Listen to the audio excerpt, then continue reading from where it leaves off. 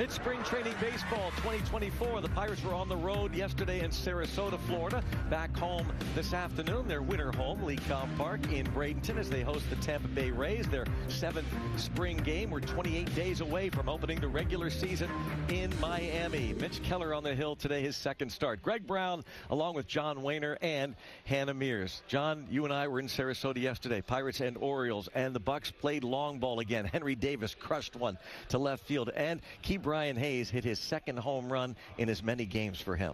And as we talked about, this team is going to hit a lot more home runs this year than we did a year ago. A lot of power in the lineup, and Brian Hayes is going to be a part of that power. Long home run here Tuesday at Lecom Park, deep to left center field. Seeing that extension that we saw a bunch of the last couple of months of last year. Yesterday takes Craig Kimbrell, fastball out over the plate, drives it out the right. So we've seen the ball out the right. We've seen the ball out the center from Brian Hayes. The big thing last year, he was hitting more homers out to left. And the last 45 games of last year, look what he did with the bat. I mean, he's a Gold Glove third baseman, maybe the best at any position defensively, but the bat will get him into an all-star game if he continues on this trend. An OPS over 900 to 10 home runs in the last 45 games. We're looking at 20-plus from Brian Hayes. And again, he's getting off this season, this spring, a lot like he ended last year. Going to be a lot of fun today. Paul Skeens is going to be live with Hannah Mears downstairs. We'll chat live on the bench with Donnie Kelly, and the new Pirate Rowdy Tellez is going to be mic'd up coming up.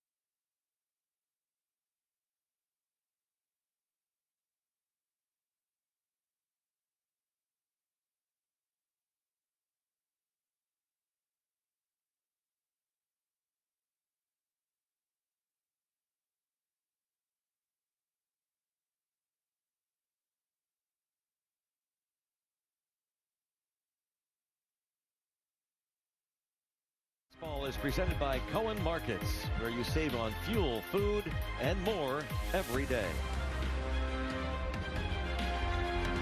Spring training baseball from Bradenton, Florida. Beautiful day earlier. Kind of cloudy currently, but still can't beat it. 78 degrees as the Pirates and the Tampa Bay Rays are set to play, with Mitch Keller making his second start since signing that long-term extension, and after he found out he would be assigned for the second straight year. The task of pitching the opening day in Miami. Inside the Pirates dugout, there's skipper Derek Shelton, a longtime hitting coach with the Tampa Bay Rays, tipping his cap across the way. His buddy Kevin Cash, the manager of the Tampa Bay Rays. By the way, have you ever gone south after spring training? Nope. We're always heading north. Yep. Staying here the end of March. And by the way, happy March 1st. The Pirates opened the regular season March 28th in Miami. They finished the spring schedule, the Grapefruit League schedule, on Monday, March 25th. So they'll be in Miami for a while. 4-game opening series. Check out the Rays starting lineup. Ahmed Rosario will lead things off. Jonathan Aranda will hit second. Then it's Harold Ramirez, Isaac Paredes, Curtis Mead. Jose Siri is in center field. Rob Brantley behind the plate. Oslavis Basabe is the shortstop. Jake Mangum out and left.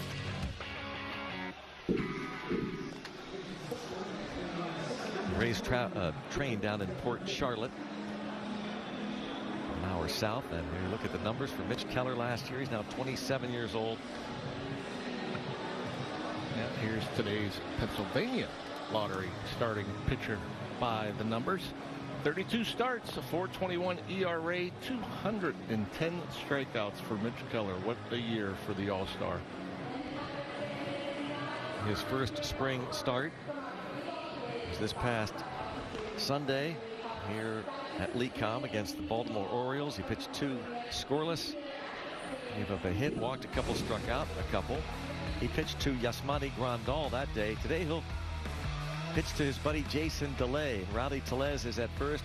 Jared Triolo at second. Leober Peguero the shortstop. Sergio Alcantara is a minor league free agent. He's at third. Brian Reynolds in left. Connor Joe, look at that, in center field. And Billy McKinney, a veteran and a non-roster invitee, is in right field. Pirates trying to see if maybe Connor Joe could be a guy they could count on, bounce around all over those outfield spots. Of course, he played a lot of first base. There's Alcantara. Ahmed Rosario signed as a free agent. A one-year deal, and then we're underway. 92 miles an hour from Mitch Keller.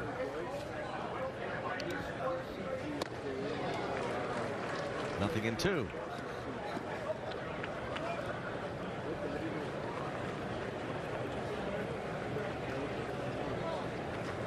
The numbers for Rosario last year, traded to the Dodgers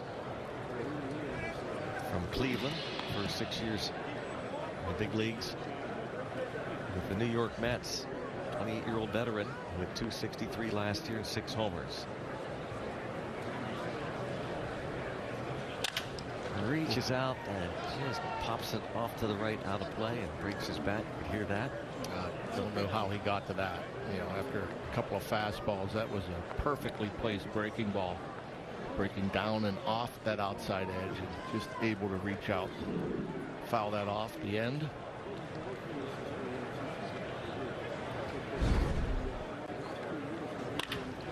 Bouncing ball. Peguero. Took a long time before he unloaded it and in the dirt. Of course, Peguero played some shortstop last year. Pirates tried Peguero, and then they had acquired Malika Williams after the injury to O'Neal Cruz. Yep, you don't have a lot of time. You don't have time to set up and throw when you got speed at the top of the lineup. You gotta try to load up as you're catching it. Not even time for a crow hop.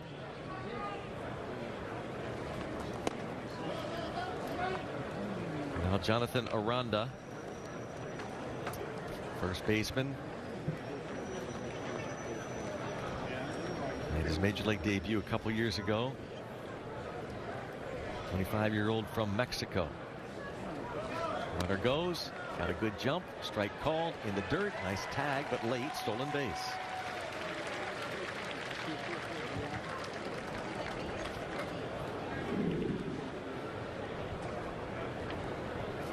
Yeah, there you see the jump. And again, the good speed, everything would have had to be perfect. Able to get that right foot in there just before the tag is applied.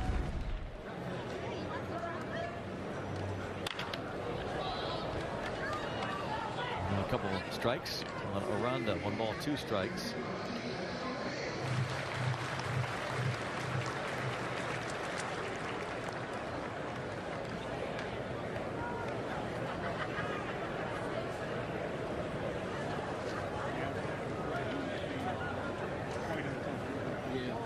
So it's a ball and 2 strikes with Harold Ramirez on deck. And now 2-2. Mitch Keller, John mentioned, turned his season, maybe career around.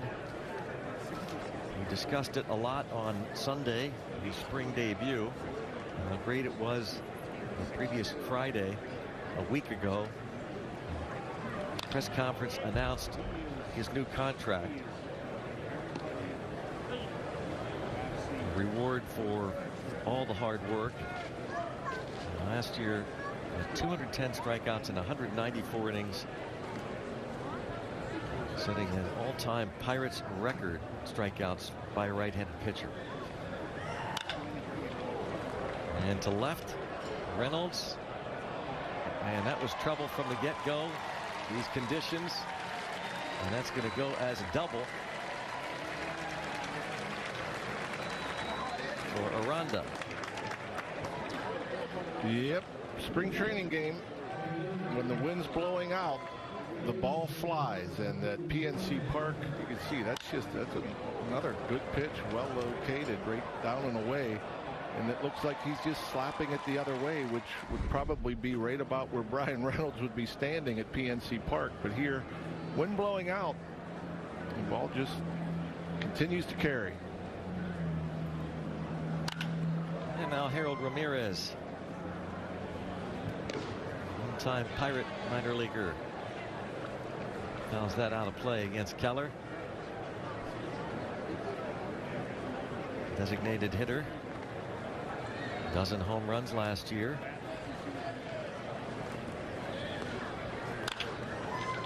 At third base, Alcantara. There's the out. By the way, Rowdy Tellez, we mentioned in our open, is going to be mic'd up. Put that mic on him in the bottom of the third inning. He's very personable and thrilled to be wearing the black and gold this year. Signed as a free agent this winter. Big power over there. And talking to some people, we see the Brewers a good bit. We didn't see him much last year with Tellez being injured and in the minors for a while, but I don't know what the numbers say analytically, but talking to some people around the Pirates, they say he's better than you think. Better than he would look, perhaps, even at first base defensively. Paredes takes 2-0.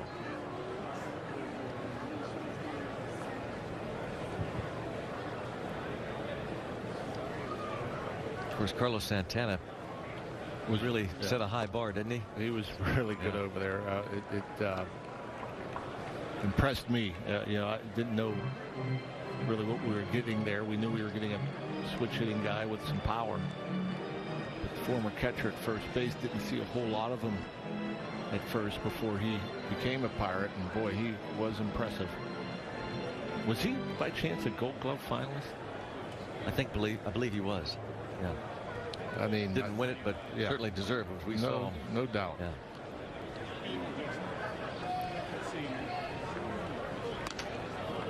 And he walks him on 4 pitches after the visit from Jason DeLay.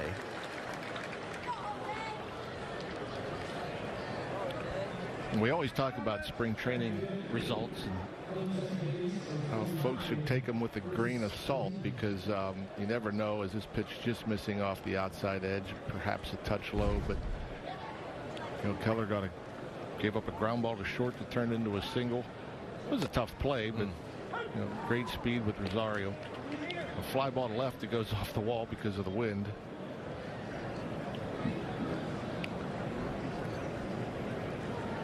Both offensively and as a pitcher. And then there's a ground ball. That's a base hit, going to bring home a run. And a strong throw from Brian Reynolds, who threw out a runner early in the week, but not going to get Aranda. So it's a single RBI. Paredes moves to second. And so Curtis Mead will come up. Perfectly placed ground ball. Reynolds comes up throwing. We had nobody there in terms of a cutoff man.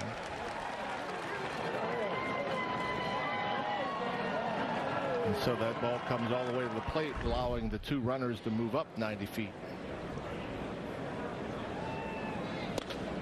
Jose Siri now. Curtis Mead gets the single in the RBI. Paredes at third on the RBI single by Curtis Mead.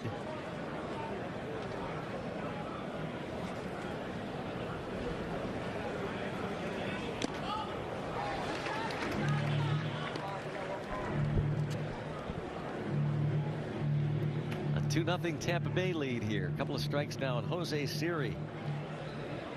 Last year in 100 games at 25 homers. Infield back with one out. And a fly ball. Center fielder, here's Connor Joe. Going to be making that catch and firing it toward the infield. Sac fly for Siri.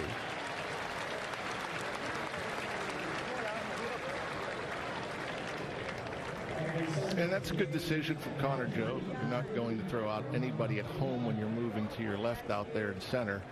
So catch it and throw it towards third. At least keep that runner at second. First thing I thought of seeing Connor Joe in center field. Potentially another place to play him against left-handed pitching. Yeah. With Jack Sawinski, you want to give him a day off. Yeah, because you're thinking about backup outfielders. Now they do have a right-handed hitter in camp. They traded for Edward Olivares, and we've seen him play some right field.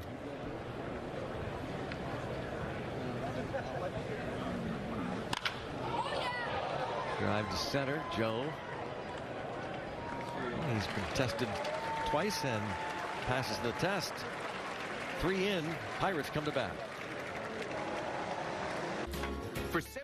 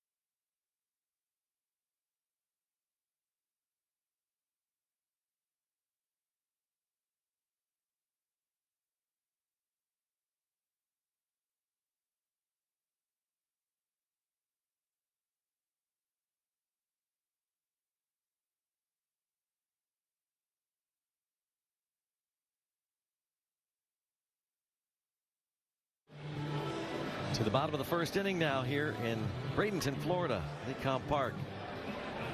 The Rays pick up 3 runs. And the lineup for the Pirates: Jared Triolo, Brian Reynolds, Ke'Bryan Hayes. 1, 2, 3. Connor Joe, we just saw him make a couple plays in center. Rowdy Tellez, Leover Peguero is the shortstop. Jason DeLay, Billy McKinney is in right. And batting ninth, Sergio Alcantara.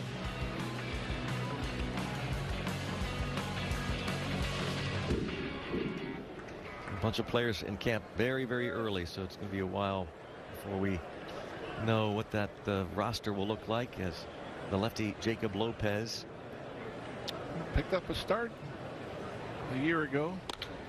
4 games total. Kind of fastball, slider change, not a hard thrower. He'll throw 90, 91 miles per hour. Put up good numbers in the minors. Last year had an ERA of 2.68. 107 innings. Struck out 132. You can see our first pitch comm malfunction of the spring.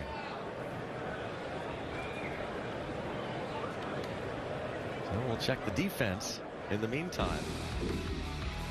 So Kevin Cash lines up his Rays. Rob Brantley, veteran, well-traveled backstop. Jonathan Aranda, Curtis Mead on the right side. Osledes Basabe, Isaac Paredes on the left side. Mangum, Siri, Rosario in the outfield, left to right.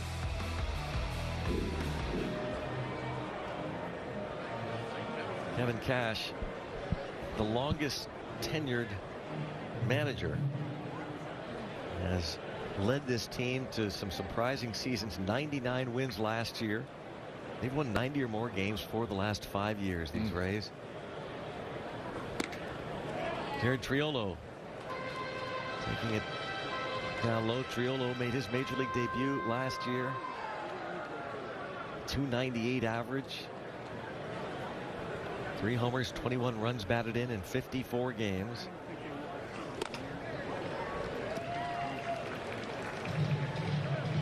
Anytime you see a young pitcher that puts up the kind of numbers he did in the minors, throwing 90 miles per hour, you know there's something funky about it. Some kind of deception. So got that fastball in on Triolo. 91. 25-year-old from L.A.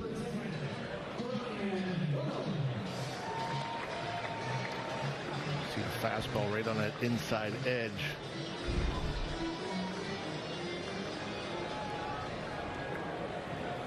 Reynolds batting right-handed. This was the side he hit that monster shot.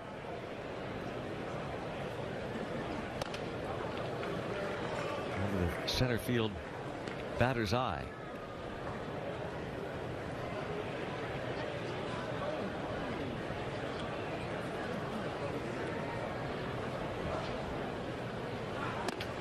Ball and a strike on Reynolds. That home run, his one hit of the spring in 5 at bats.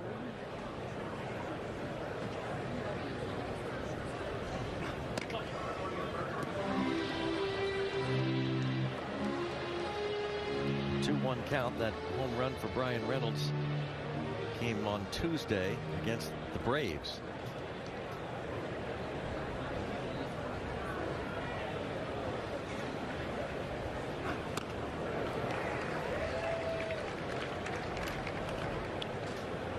Going over the batter's eye is not easy. Don't see that very often. Very, very rare.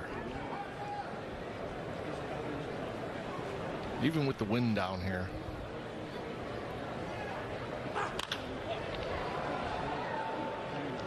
Slaps that one foul.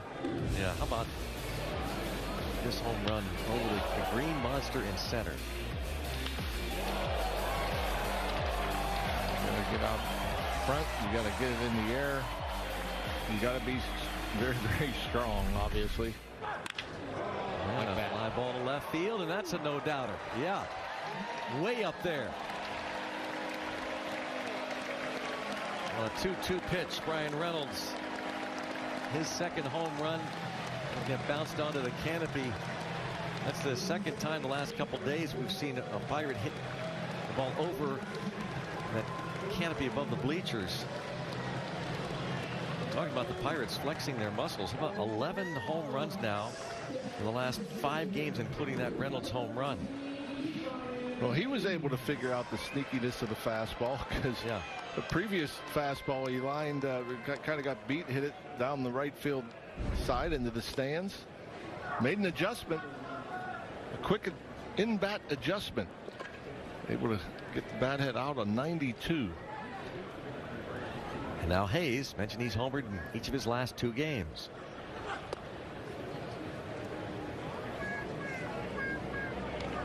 He also homered against the Twins.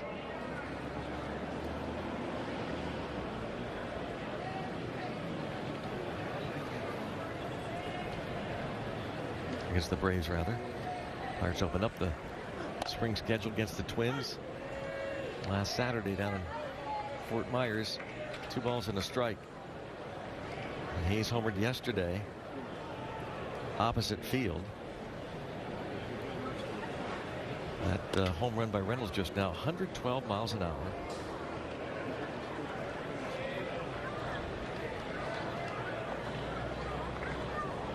Estimated distance 414 feet.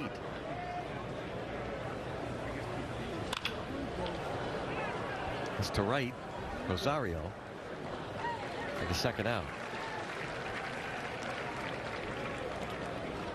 There just aren't many guys who can hit a ball that hard. Maybe the top 10%. So you and I were talking on the webcast yesterday on Pirates.com about just looking at the lineup and the power potential on this team. It has been a long time since we could say legitimately that the Pirates now have more than just one guy with 30 home run potential. Look at what they've done. You guys are talking about with Reynolds, who's approached that number.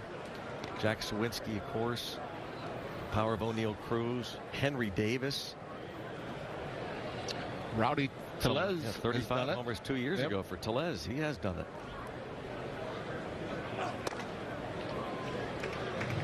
Yeah, it's very legitimate lineup. Guys that are capable of both hitting for average and power. Reynolds hit 27 2 years ago, 24 last year. Green light 3-1 for Connor Joe, getting his second season with the Pirates, back with the organization that drafted him, and he's aboard.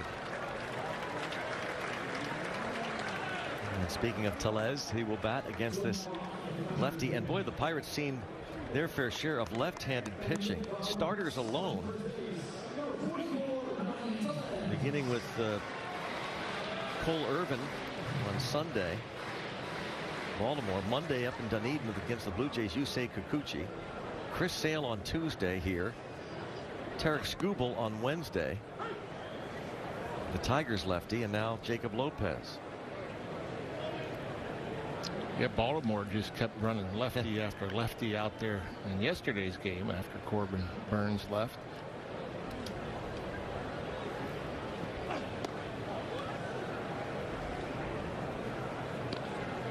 We're looking at some numbers for Tellez in his career. Splits versus lefties. He holds his own, no question. He's gotten a decent amount of at-bats against lefties. And the reason I looked up, just based on his approach yesterday, just his at-bats against lefties yesterday. When you're not used to seeing them, some guys have a tendency to chase. But he seems to track the ball well. Had good at-bats.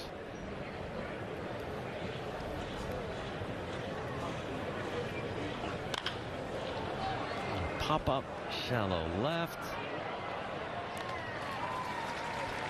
Catch made by Mangum, but Brian Reynolds, his second home run of the week. No doubter for Reynolds. Pirates on the board. You won't find confidence.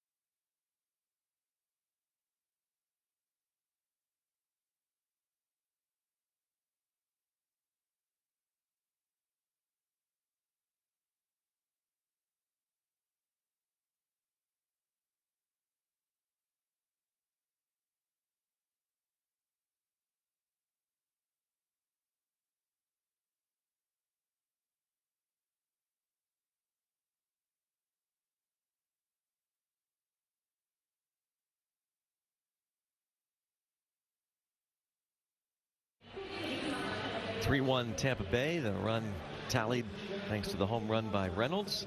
He will be in that lineup opening day at PNC Park. The home opener is Friday, April the 5th. First pitch scheduled for 4:12.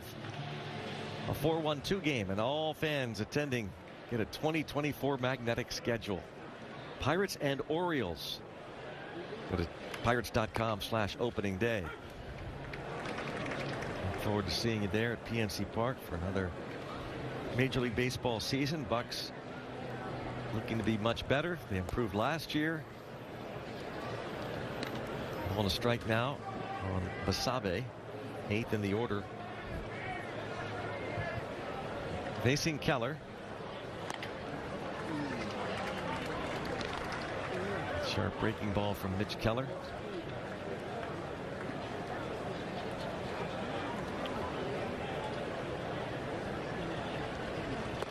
Another. And he strikes him out with that. I mean, if that's the cutter, that is just plain nasty. You know, it's hard. The cutter, you know, a little different break than a slider. A little different spin than the slider. Hard to tell whether that's the cut fastball or the slider, but they both run away from a right-handed batter.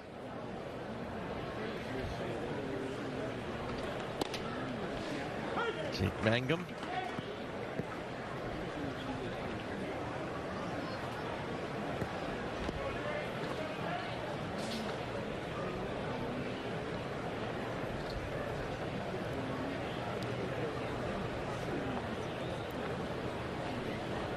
Jason DeLay calls time.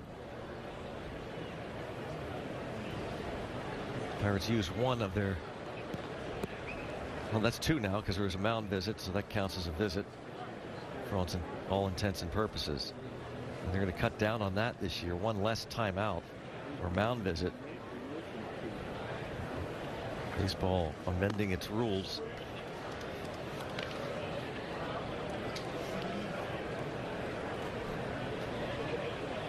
On a strike.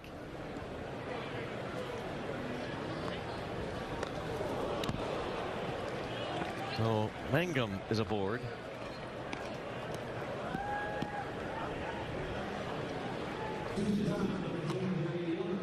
He's tough. His dad played in the NFL with the Bears. John Mangum played 9 years with the Bears back in the early 90s. He started his career as a defensive back for Chicago. Ahmed Rosario takes a strike.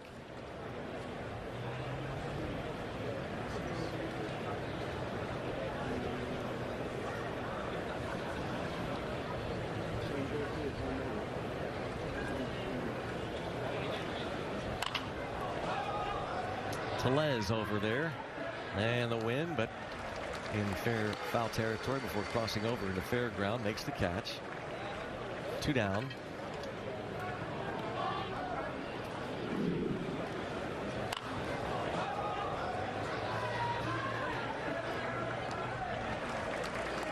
Even that ball wasn't up in the air very high, and the wind pushed it back a good 10 feet or so.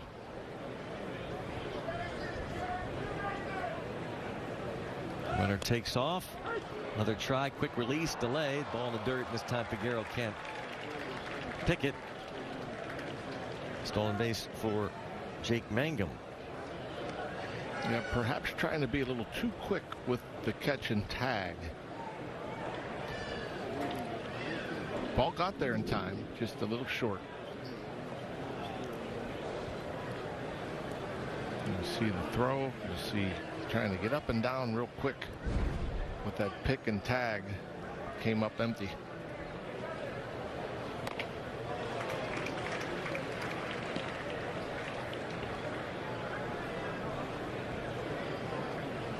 Depending on the pitch count, Mitch Keller hopes to go 3 innings today.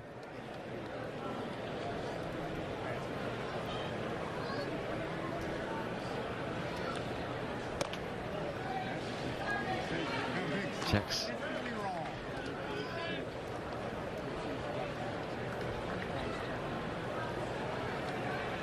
Pitch number 37 coming up here for Keller.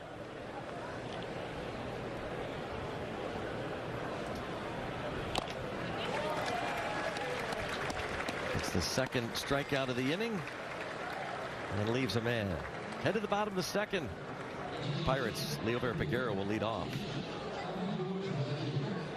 Quick fill gas.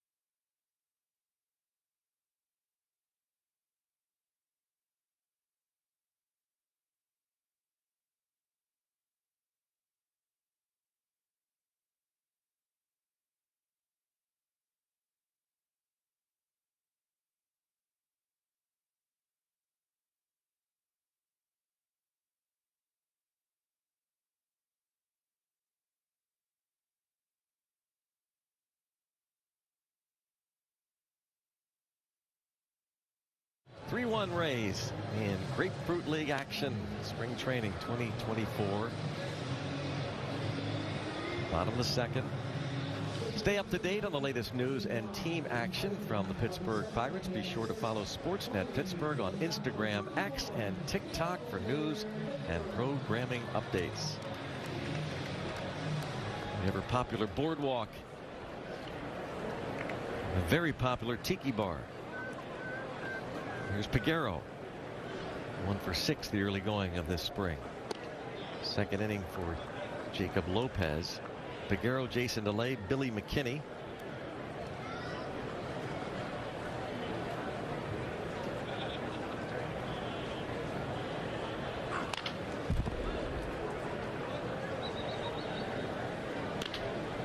And Peguero, along with Jared Triolo,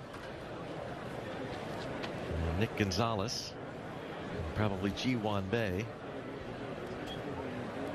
Pirates talking about that competition at second base in terms of who will be the starter most nights, at least at the beginning of the year. And you think about that. I mean, that's 4 players, 4 very talented players. You never hear about more than 2 competing for a job at a particular spot. And it won't be long before we're talking about a kid that's going to supplant everybody, and that's Termarr Johnson. Yeah, talk about another guy with power, and he's been showing off his power.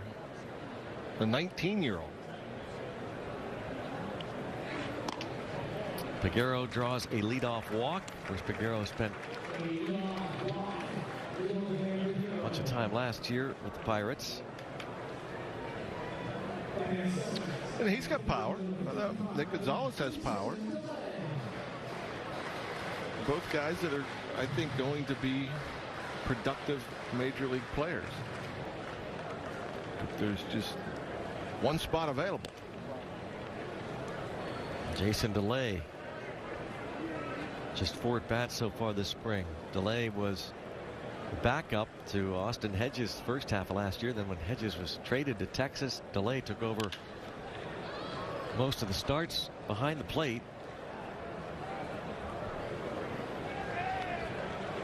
And one of the many storylines this spring, fascinating what they will do with that catcher's position. They signed Yasmani Grandal, a veteran. They are catching Henry Davis a lot this spring.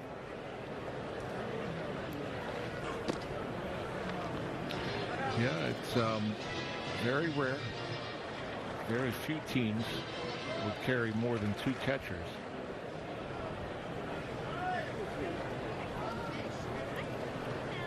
Derek Shelton, he's going to get him out there and catch him a bunch. And now delay gets under that. High fly ball. Mangum with the catch. Henry Davis.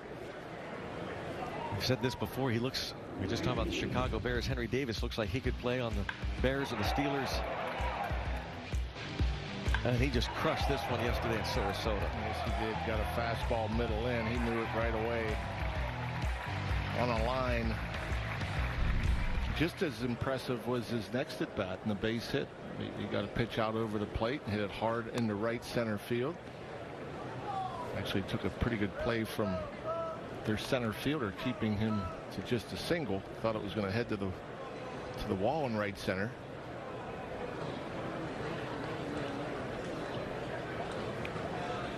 Veteran non-roster invitee trying to win a utility job, Billy McKinney.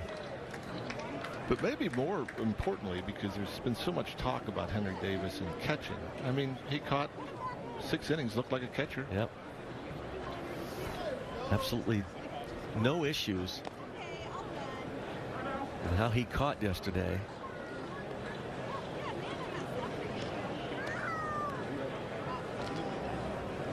I mean, there's so many things they look at nowadays as far as, you know, being a catcher. Framing's a huge one. Game planning,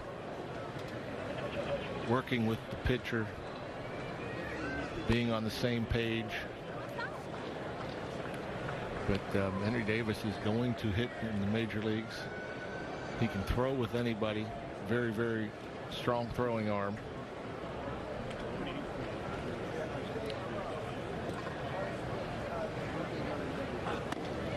But not a ton of experience at the big league level or the minor league level.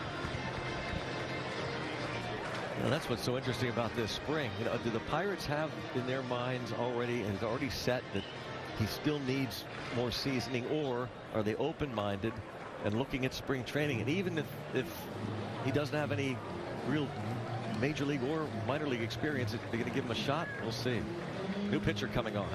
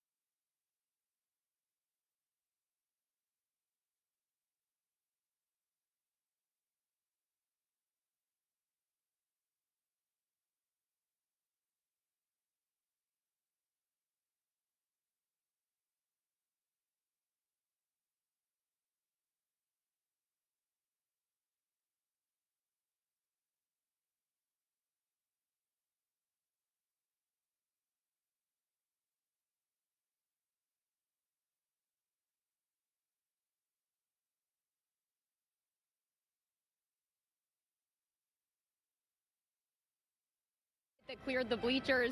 Let's take a look back at the monster one he hit on Tuesday. 434 feet was what the computer said, but Brian Reynolds felt that it might have been a little further. Yeah, I think it was a little light. Yeah. If that's what the computer says, we'll accept it. Chelsea was joking around with Cruz in the dugout about it a little bit. Was he thinking that it was going to drop in? Yeah, he's got no respect. He needs to watch the film, I guess. But, yeah, no respect from him. Brian Reynolds was obviously referring to the fact when O'Neal Cruz was rounding the bases, he paused for a second and hesitated, looked up to the batter's eye and was waiting for that ball to come back. But Brian Reynolds knew that that ball was long gone. In fact, he called his shot. The pitcher that was on the mound for that play was Reynolds' former college teammate, Ben Bowden. And Brian Reynolds told me before the game, he walked up to Ben and said, if you lay one in here, I'm taking it deep. And as you can see, I'm standing here on the batter's eye right now. It's rather windy, but it is far. Greg, Rock, I can't even see you guys from where I'm standing. Everyone looks so small. So this is quite a distance for a ball to travel. Hannah, I can't believe you're doing that, by the way. We would not. That's 32 feet high, that wall. We talked to Jeff Podobnik, the vice president of Florida operations, and asked him, and they went back and looked at the schematics to find out exactly what it was, and it's 32 feet high. So Hannah Mears up there in the wind. Yeah, I had to climb a really steep ladder to get up here for my mom's sake at home. I'm okay. I'm safe. I'm doing it the safe way. I've got people up here to make sure we're okay, but it is high. It is far. And Greg, get a load of this as well. Reynolds did tell me that he received a text from Bowden after that game that said, hey, that wasn't very nice. But, you know, always got to joke around with your college roommates and college teammates, and very cool that they got to have that exchange on the field in spring training. It's all fun out here. That's great. Yeah, you are quite a ways out there. I can't imagine. So the wall there is 400 feet, and they're telling me the ball only went 34 feet. You're the math major. Doesn't make sense. No. Hey, Reynolds felt it went a little bit further, too, based off that soundbite. So what is what I see. I think that it could have been a little further. We'll see. We'll trust the computer on this one. But there's also a weather panel up here that was completely shattered by a baseball. That was really relevant, that somebody else during batting practice might have been hitting him up here. O'Neal Cruz has also been known to hit him up here pretty high on a consistent basis, Greg. There's that picture, that weather panel. Hannah Mears up there. And there's a fly ball to left. Hannah, you might want to go over to the left field bleachers and take a look at that. What a view you had of that home run by Jared Triolo. A bomb to left. A 3-run homer for Triolo, his first of the spring. Yep, that's a bomb. Hannah, you got to walk that one off. Walk it off so we can compare what StatCast says and what you see. Did you see where it landed? It is way well over the bleachers. The fans were trying to look for it. There is a parking lot back there, as well as our broadcast truck, so I hope no windows got shattered by that, but it is quite a distance to travel, and Jared Triolo's been putting in a lot of work to make a case for himself, and that right there will definitely be something to add to the resume. Here is Reynolds. He's talked about him. Thanks to Hannah Mears' great perspective and perfect timing as Triolo crushes one over the left field fence here in Bradenton. We're so confident.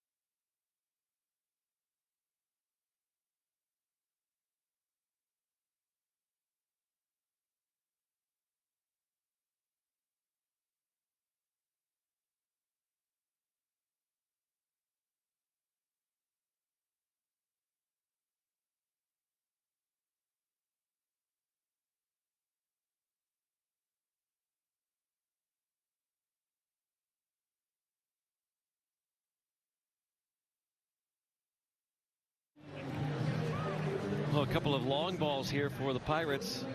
Brian Reynolds in the first inning got them on the board, and Jared Triolo just hit his first of the spring. Pirates up 4-3. Jason Steele directing things up in Pittsburgh for us, and he's got his taco place down here. Multitasking as he advertises his own taco joint, as Harold Ramirez Takes a strike from Mitch Keller out there to begin this third inning.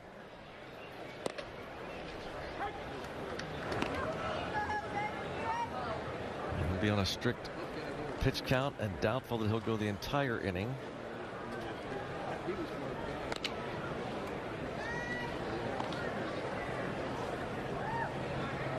Has to be such a great feeling. I mean, I'm sure he had the feeling last spring with the way he finished up 22 of making the club, and which led to an opening day start for Mitch Keller. But every spring will be different for him.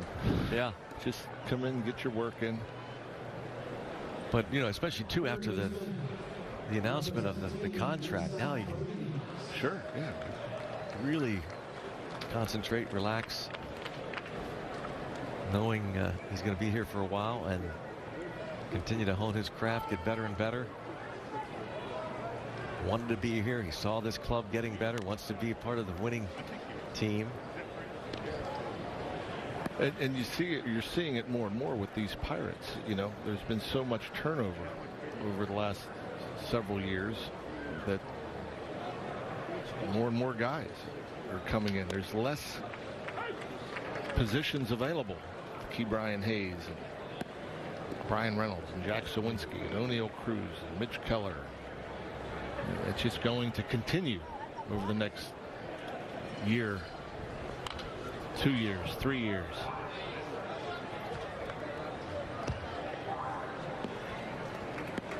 Isaac Paredes, a count of 1 ball and 2 strikes. Yeah, they always talk about competition is good, but when you have a no it isn't. Don't let them kid you. That's just a statement that they make to make it sound good. But most really good teams, they don't have a lot of competition in camp. And John, I think, let's face it, and Bob Walk has talked about this forever. They know pretty much what the 26-man roster is going to look like, but they can't come out and say, like second base. They're not going to do that. They're not going to say, well, we've got Triolo is going to be our second baseman opening day. I mean, yeah, you can't. You have your lineup, your 26-man roster in pencil. Yeah. Because you never know what's going to happen through the course of spring. Donnie Kelly. So whether it's Triolo or Gonzalez or Peguero. Now there may be, you know, pitching spot or 2 or 3 that might legitimately be up for grabs, even though they probably have a plan in place where they would like it to be this. Penciled in. Yes, but they, because of performance or otherwise, might have to make a change. But I'm sure they have an idea who they want to start with the situation in right, the situation at first, the situation at second, the situation behind the plate. You know, they have a pretty good idea who they want to take north. And ball 4. Veteran Willie Peralta, who's in camp as a non-roster invitee, is up and ready in the bullpen. When Keller reaches his pitch count, Eric Shelton will remove him. And he has reached it. Yeah, you think 3 innings, 15, 16 pitches per inning, rated 48, so he got his work in.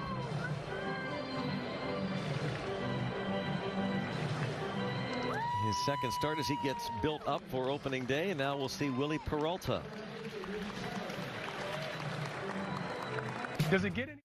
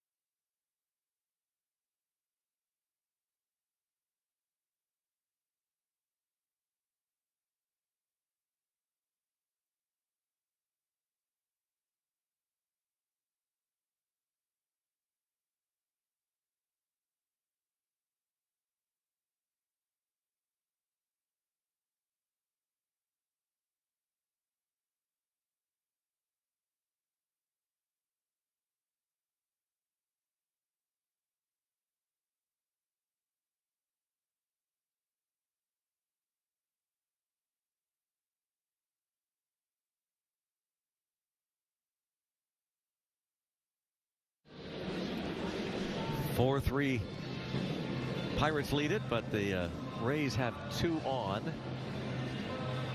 Harold Ramirez singled.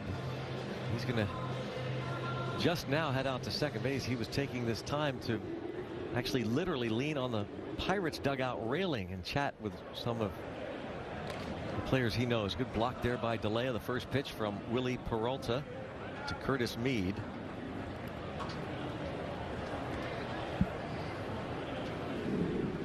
Second outing with the Pirates for Willie Peralta.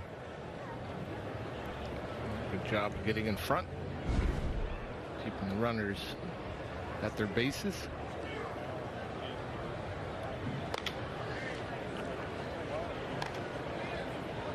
(2-0). Peralta, the longtime Brewer, is now 34 years old. Spent last year in the minor leagues with the Washington Nationals in Rochester.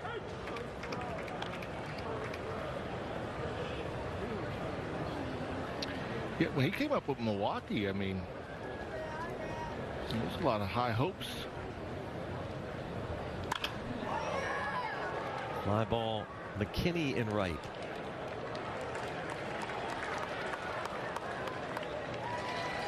Yeah, his first few years, Peralta in Milwaukee, were his most productive. He won 17 games in his second full year with the Brewers, almost 200 innings. He was their opening day starter in 2016.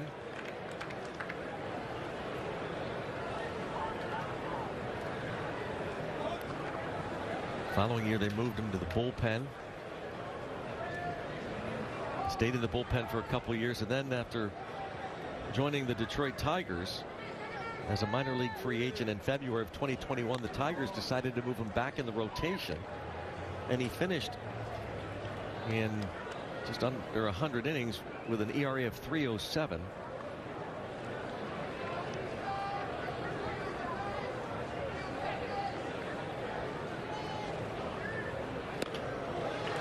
Jose Siri, sacrifice fly his first time up. Keller going 2+. Faces 2 batters in this third inning.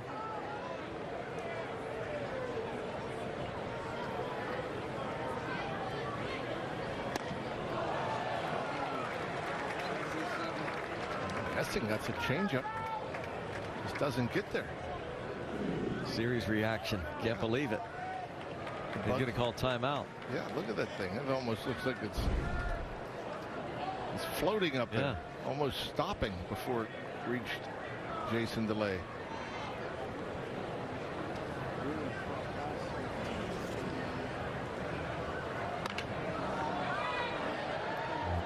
The last pitch before that foul ball there was 78 miles an hour. So back-to-back pitches that registered 77 and 78 to Jose Siri, and he fouls that changeup off to the left. Takes the slider. I'm thinking about it.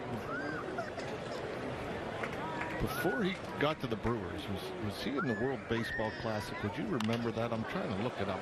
Let me look here. It's Tellez. Oh, makes the catch. I'll talk to Tellez next inning. Mic him up. There's Peralta, and they come on and try and strand both runners in relief.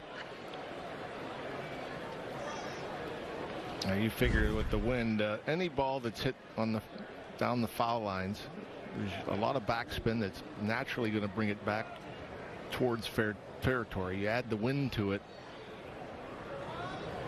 could be difficult. He did pitch in the World Baseball Classic.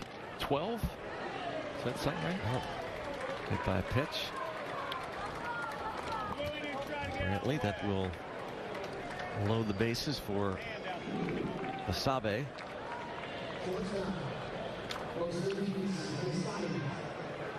Yeah, that's one of those where the ball's just floating up there, got the elbow guard on, just let it hit it.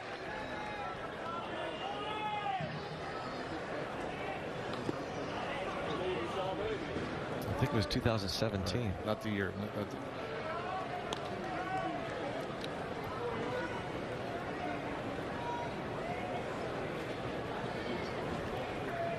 Ball one on Basabe.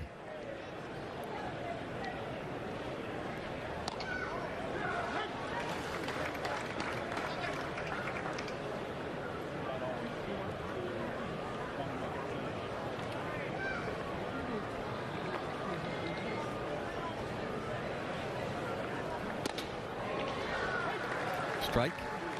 94. Yeah, that's a big difference when you think of a changeup coming in there at 20 miles per hour slower. Peralta's going to do a good job. Comes in inheriting 2.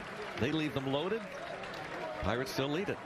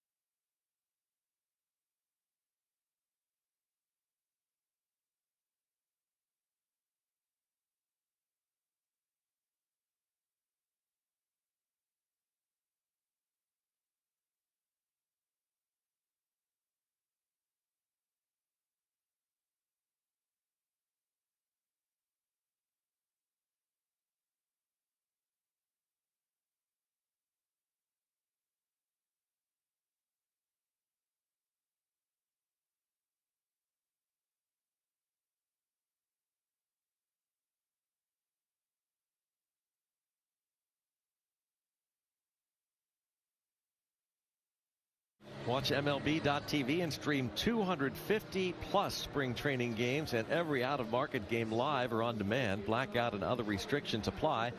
Visit MLB.tv for details. We keep looking for Joe Block. See if he's celebrating his birthday today out in the stands. Can't find him. I'd be shocked if Joe doesn't show up to watch the Pirates. He's got a day off. It's his birthday. Oh, I'm sure we'll see him somewhere. Strike called on Hayes. Happy birthday, Joe. We know he's probably watching on MLB.tv as we speak. He does not miss a Bucko game. On a strike. Is this the big 3-0 for him? Is he 30 today? I think he just passed 30. Oh. Just passed. 2 balls and a strike on Hayes. See when Joe will work again. Well, it's tomorrow on Pirates. Nope. Is that right? Pirates.com? Nope. 93.7 The Fan and the Pirates Radio Network tomorrow. Ground ball. Second base. Curtis Mead, a high throw. And it pulls Aranda off the bag. We'll take the base hit.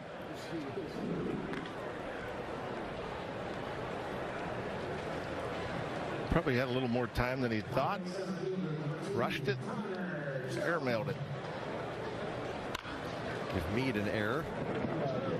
Wow, how about that?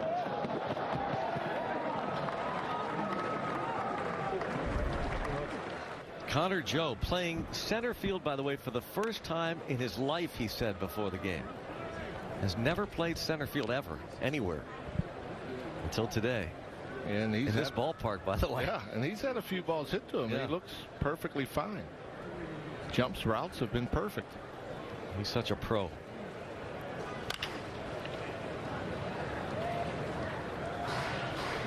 Really, in every fashion, Connor Joe. Great to have him back in the organization. Watched him grow Now 31 years old. Pirates drafted him in the first round 10 years ago. They ended up trading him to the Atlanta Braves for the stretch run of 2017. Brought Sean Rodriguez back. 2 years later, he made his major league debut with the Giants. Parts of 2 seasons with the Rockies. And the Pirates traded a minor league pitcher to get him before last year, and the first base umpire says he went.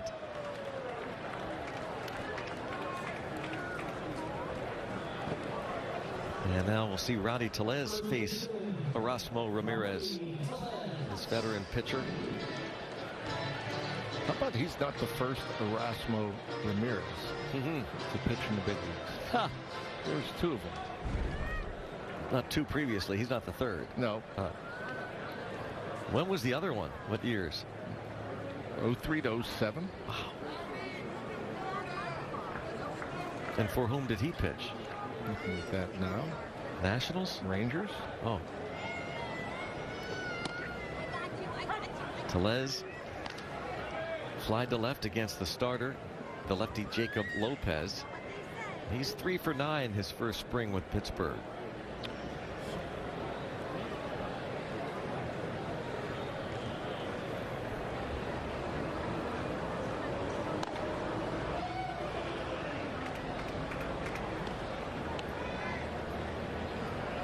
Tellez was hurt last year, ended up going to the minor leagues, and the Brewers ended up trading for the Pirates first baseman Carlos Santana.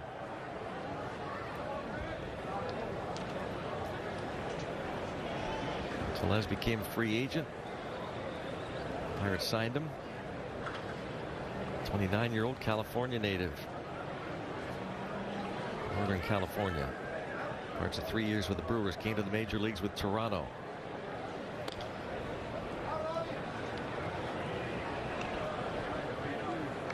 Mentioned his 35 home run season 2 years ago.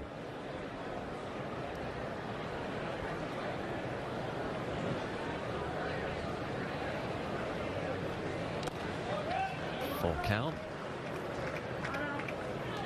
He doesn't walk a ton, you know, but he's always looks so patient at the plate.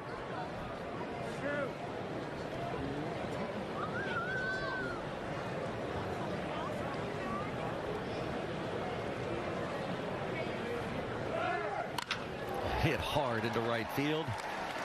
Hayes was on the move, and he motors to third. First and third. Rowdy Tellez.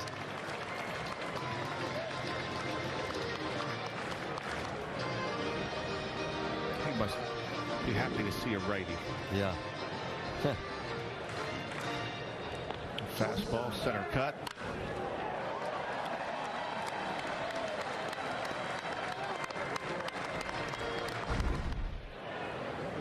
Just 108 miles per hour. Impressive.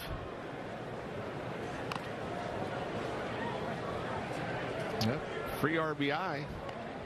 If Peguero can get it down the line. Third baseman was back.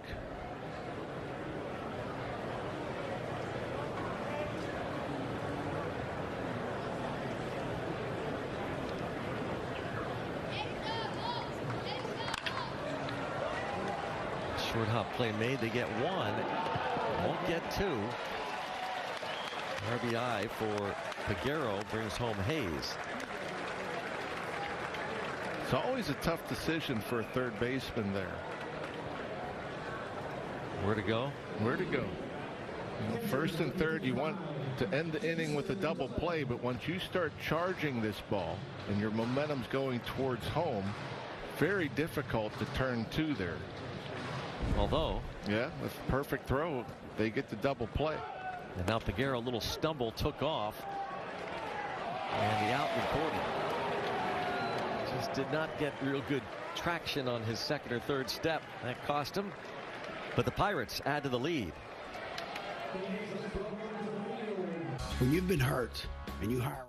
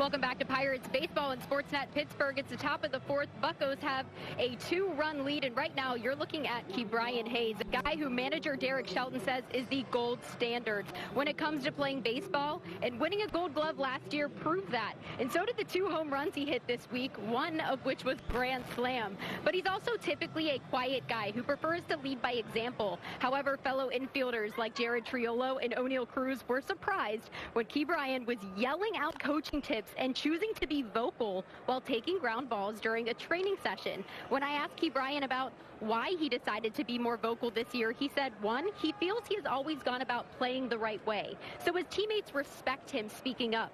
But 2, he wants to win and wants to bring championship baseball back to Pittsburgh.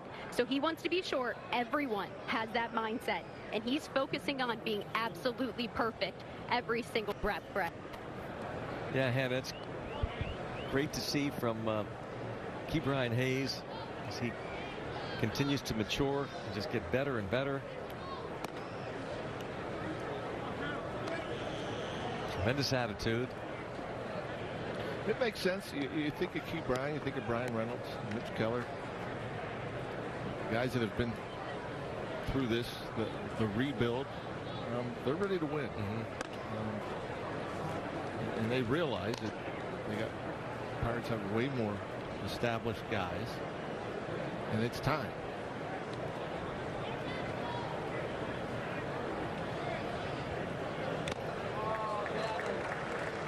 Strikeout for Willie Peralta. Nice job of getting out of that jam in the third. It's a split. It's got a number of them.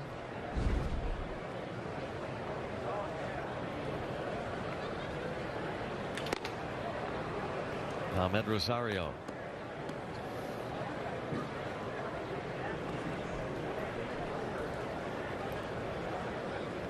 Mitch Keller 2+ innings.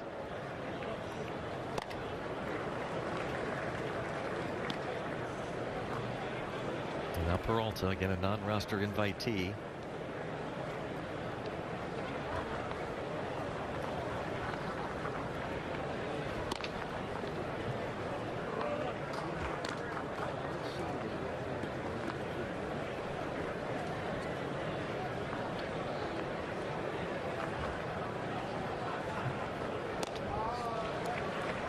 Throwing everything at him.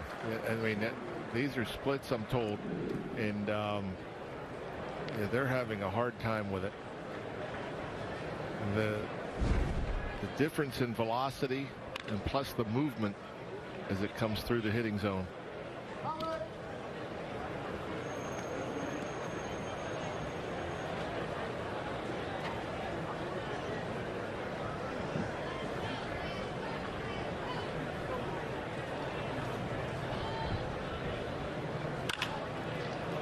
Middle.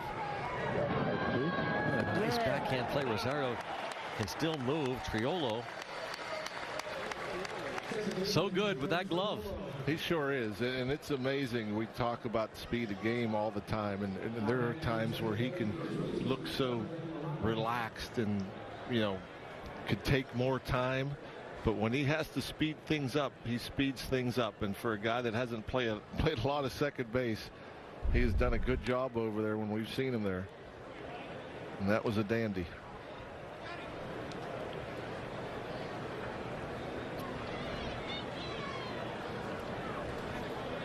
Jonathan Aranda.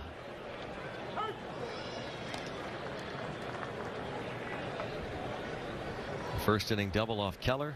Then Keller struck him out in the second.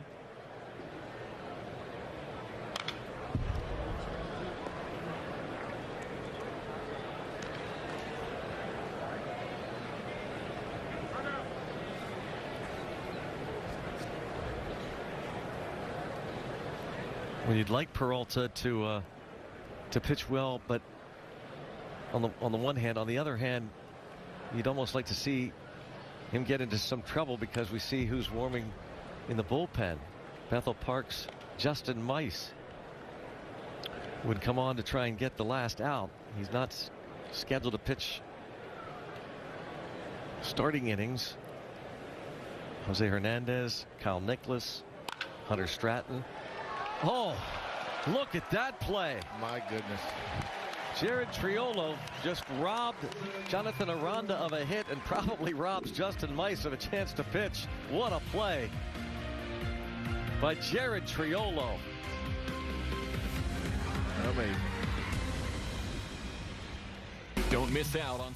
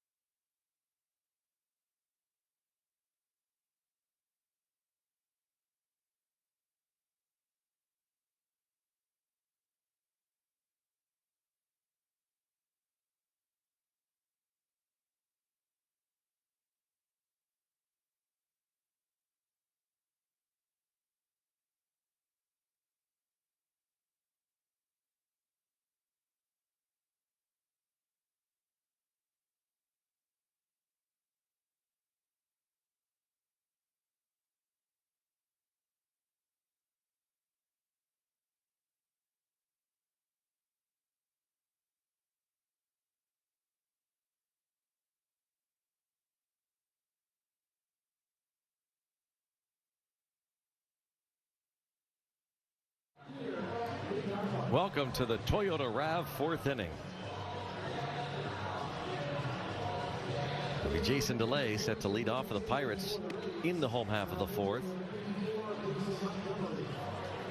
Against another lefty, Mason Montgomery. Montgomery spent most of last year Double-A. Where else? Montgomery. How about that? Yeah. Picked up a couple of wins in Triple-A, making 4 starts at the highest level for Tampa. Pretty good strikeout numbers in Double-A, 131 and 107. Okay, John, how many guys can you name who have surnames same name as the city in which they played? How many can I name? Can you name one other? I don't have an answer. I thought you might. We'll have to think about it. 1 ball, 1 strike. DeLay. There'd have to be a Columbus who played in Columbus. Maybe so. Did Jordan Montgomery ever play in Montgomery? 2-1 on DeLay. I wouldn't be surprised if Ray Montgomery played in Montgomery. Yeah, he played everywhere. What's Ray up to? Still the Angels? Yeah. He's still bench coach. New manager Ron Washington this year. Yeah. Ray Montgomery, formerly with the Pirates organization years ago. 1-2 on DeLay, who flied to left in the second.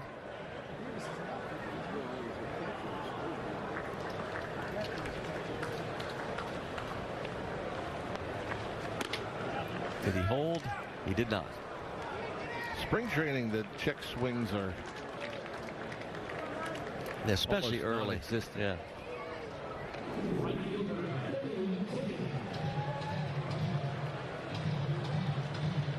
Although that was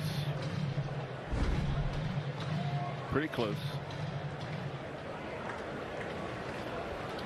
Billy McKinney drew a walk his first time up, and with that third baseman Paredes off the line and back, he saw that opportunity. A little pop-up bunt went right in the Rays dugout, and the Doomer, he bailed on it. Mike Sandoval, now a trainer with the Tampa Bay Rays for years, was in the Pirates system as a trainer.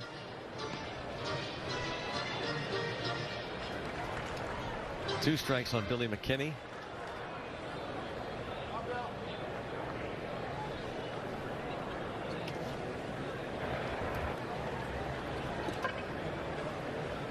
McKinney played 48 games with the Yankees last year.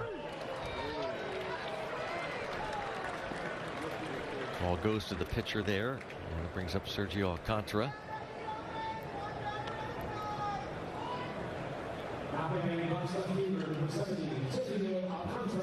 There's Doomer. Trainer for the Rays now, Mike Sandoval. Doomer, it was a doomsday when he approached. Yep.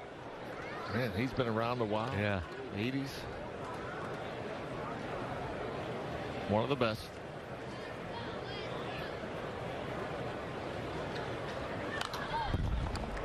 Couple of strikes now on Alcantara. Like McKinney, in camp as a non-roster invitee. 27-year-old signed as a minor league free agent by Pittsburgh. He's played for the Tigers, Cubs, Diamondbacks, and Padres over the years. Quick work. 3 strikeouts for Mason Montgomery here in Bradenton. You won't find confidence on any list of SUV features.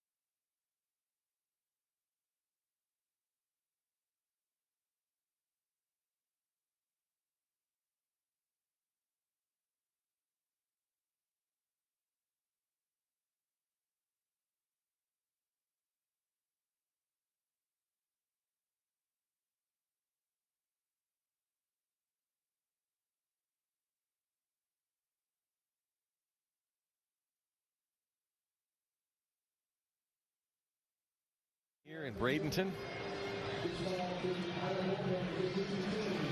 Pirates games, more fun in groups. Start planning your group outing now. Group discounts start at just 10 people. The option to add on exclusive fan experiences, loaded value, and much more.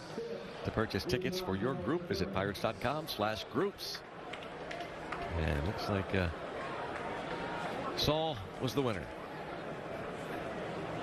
I don't know. Pete, maybe. I think it was Pete. Harold Ramirez was 1 out of 2 against Keller. Now faces Kyle Nicholas. Good job by Willie Peralta. A couple of scoreless. Yeah, that split was baffling the Rays.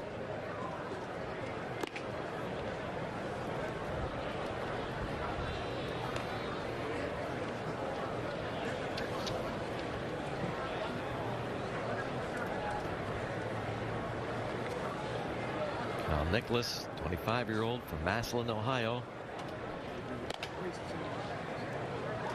He had his major league debut with the Pirates last year, 4 relief appearances. Good arm. Mid-90s. Former starter. Showing off the velocity there. 3 levels last year at AA, AAA before coming to Pittsburgh.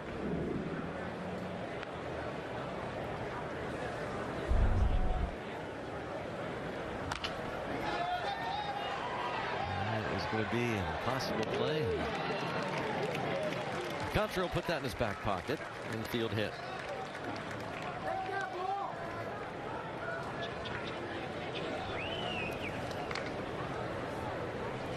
Nicholas was traded over from the Marlins before the 2022 season. The Pirates traded Jacob Stallings to the Marlins to get Nicholas. A couple of other players, Zach Thompson, the pitcher, who spent some time with the Pirates, and Connor Scott, who's still in the Pirates minor league system.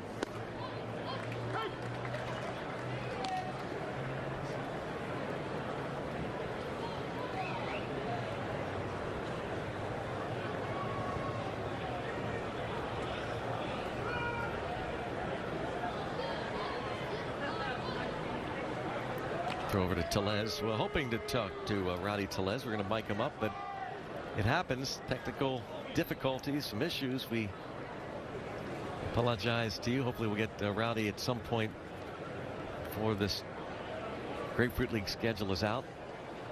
Breaking ball misses.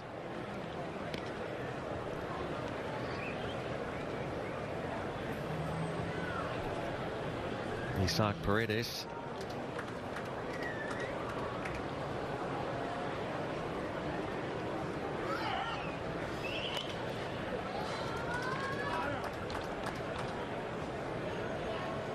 I'm thinking Nicholas going back into his minor league days again as a former starter. A ton of strikeouts. 364 strikeouts in the minor leagues and 288 innings. But the walks have also been high.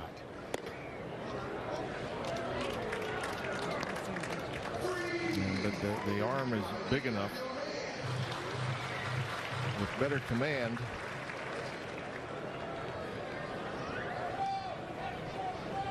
Last year at Altoona, where he started and made a dozen starts in 54 innings. He walked 23, and this ball's caught by Reynolds. That's the one there with Connor Joe being new out in center field. We got some sun. You got that wind. That ball was up there a long time. We'll have to ask him. Yeah. Were you happy? What's that like? Brian Reynolds called you off there.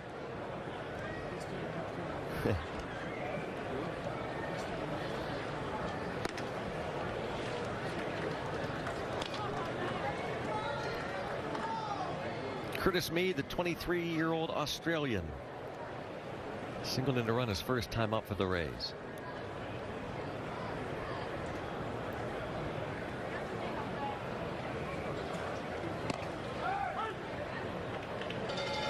On a strike.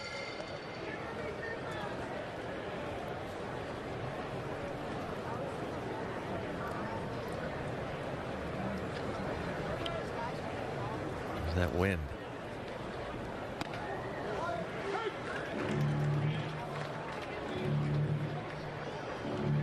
One ball, two strikes. Good day to keep the ball on the ground if you're a pitcher.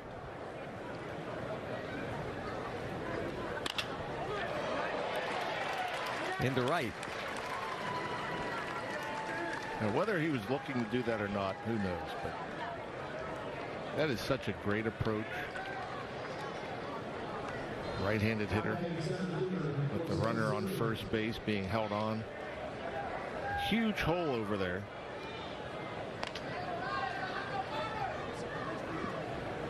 Took advantage, Curtis Mead, who played in 24 games at the major league level last year. Former Philly minor leaguer Curtis Mead. Now Jose Siri.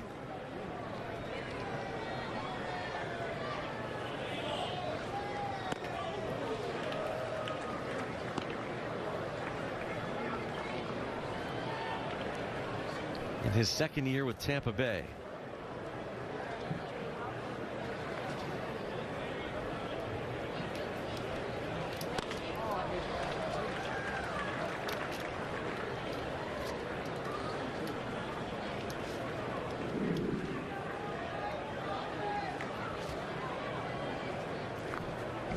Slider, had him way out in front. Oh my, almost a sensational play, and Peguero forgot about that runner. Oh boy, that was another one from Triolo. It looked like Peguero just turned his head at the last second, perhaps looking for the bag. But they get the force here. The flip. Wow, yep, yeah. He just kind of turned his head right before the ball went into his glove. My goodness gracious. That is something else. Triolo telling him, hey, don't forget about the runner.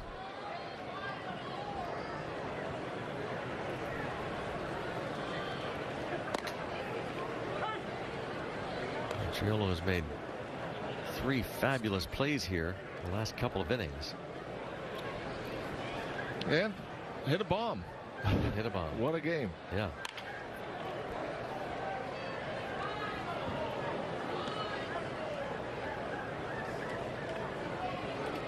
Peguero over at short, able to handle the glove to glove. And Triolo cut that ball off, looked like a sure hit, and then would have been an out. And now Peguero, there's that athleticism from Peguero. Turns that into a double play.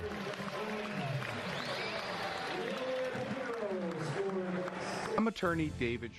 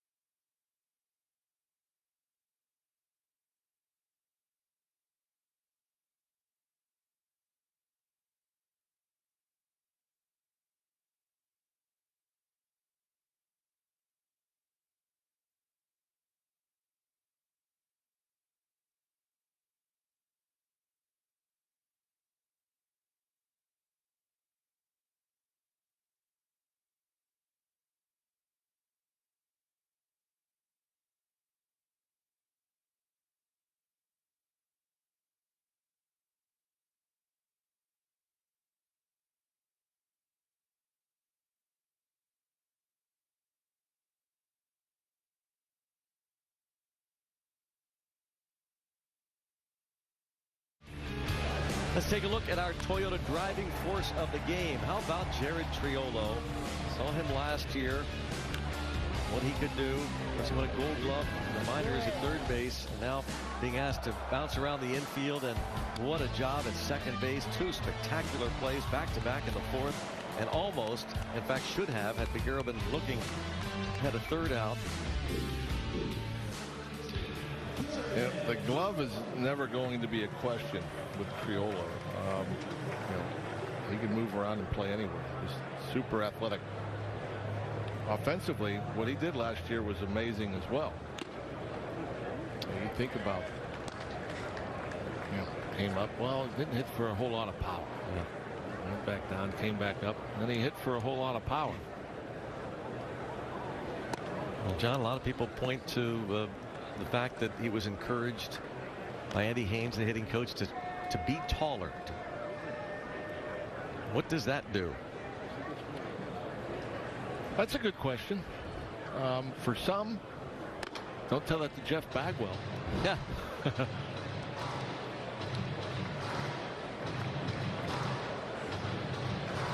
First major league home run for Triolo in August. He returned. Was filling in for Brian Hayes for a while.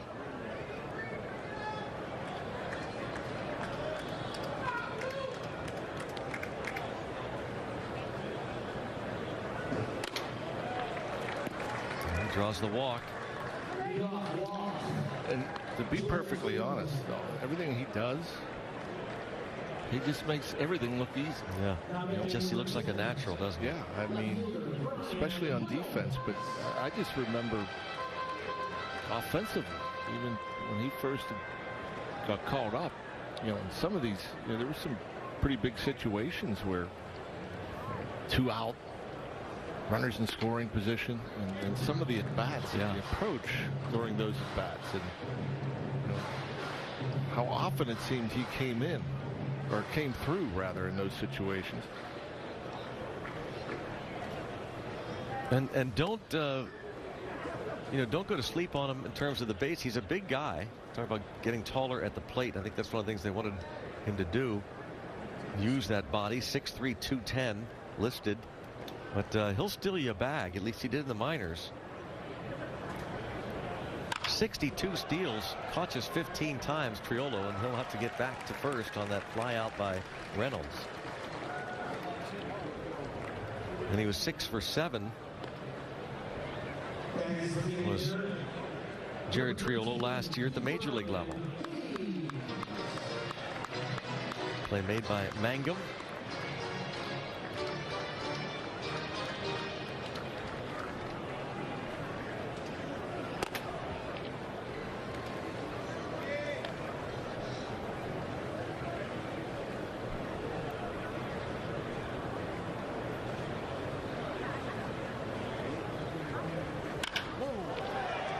To right center, long way toward the wall and off the wall in right center for Hayes. Triolo going to be waved home by Rabello, and it's an overthrow to the first cutoff man, and Hayes will be the final out between second and third, but he'll get the double off the wall in right center to score Triolo. Boy, another hard hit ball.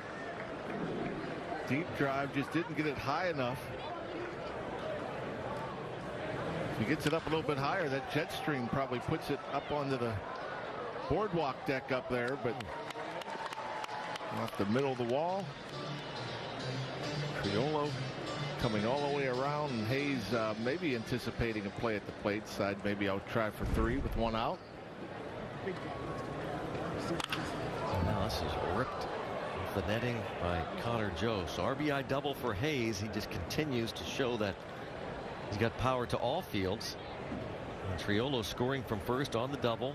And the Pirates take a 6-4 lead. Connor Joe has walked and struck out. It's not impossible to think that the Pirates could get 20 home runs from each position. Yeah. Something, again, we've talked about the last couple days. That there's power now throughout the lineup that we've not seen in a long time. Yeah, in terms of just the position themselves you're talking about, too. Yeah, you're not necessarily individual players, but yeah, at each position. Connor Joe will contribute to those numbers. He grounds out here, but Triolo walked. Hayes doubled him home.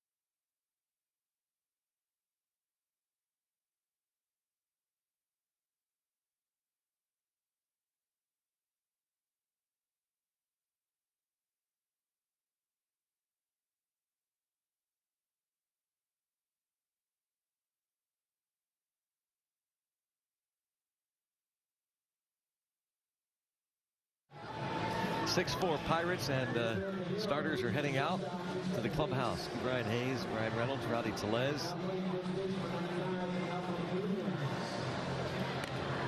Productive day again. These Pirates, and Reynolds added the home run. Total Bucks have now hit 12 in the last 5 games. We'll see Jose Hernandez come on here to make an appearance. What a rookie year he had last year. 50 games, struck out 62. 50 2/3 innings.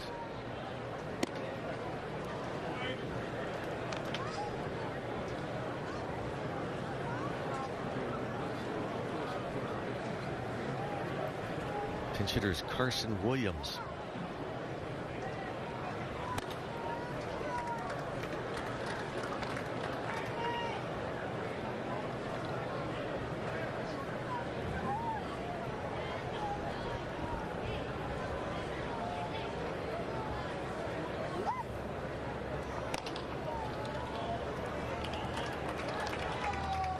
Hernandez falls behind 2-0. Just a little bit up. We'll get to some defensive changes here. A bunch of them. Including Peguero moving from short to second. And the new first baseman from minor league camp is Malcolm Nunez.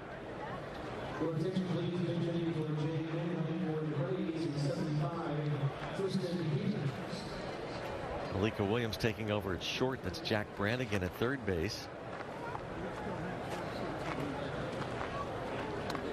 Joe Perez is in right. Gilberto Celestino in left.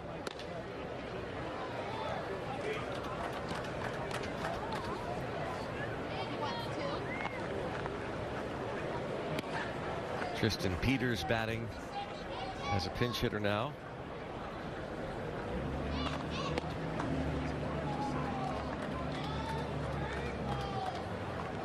Let's go down to Hannah. She's got Ke'Bryan Hayes.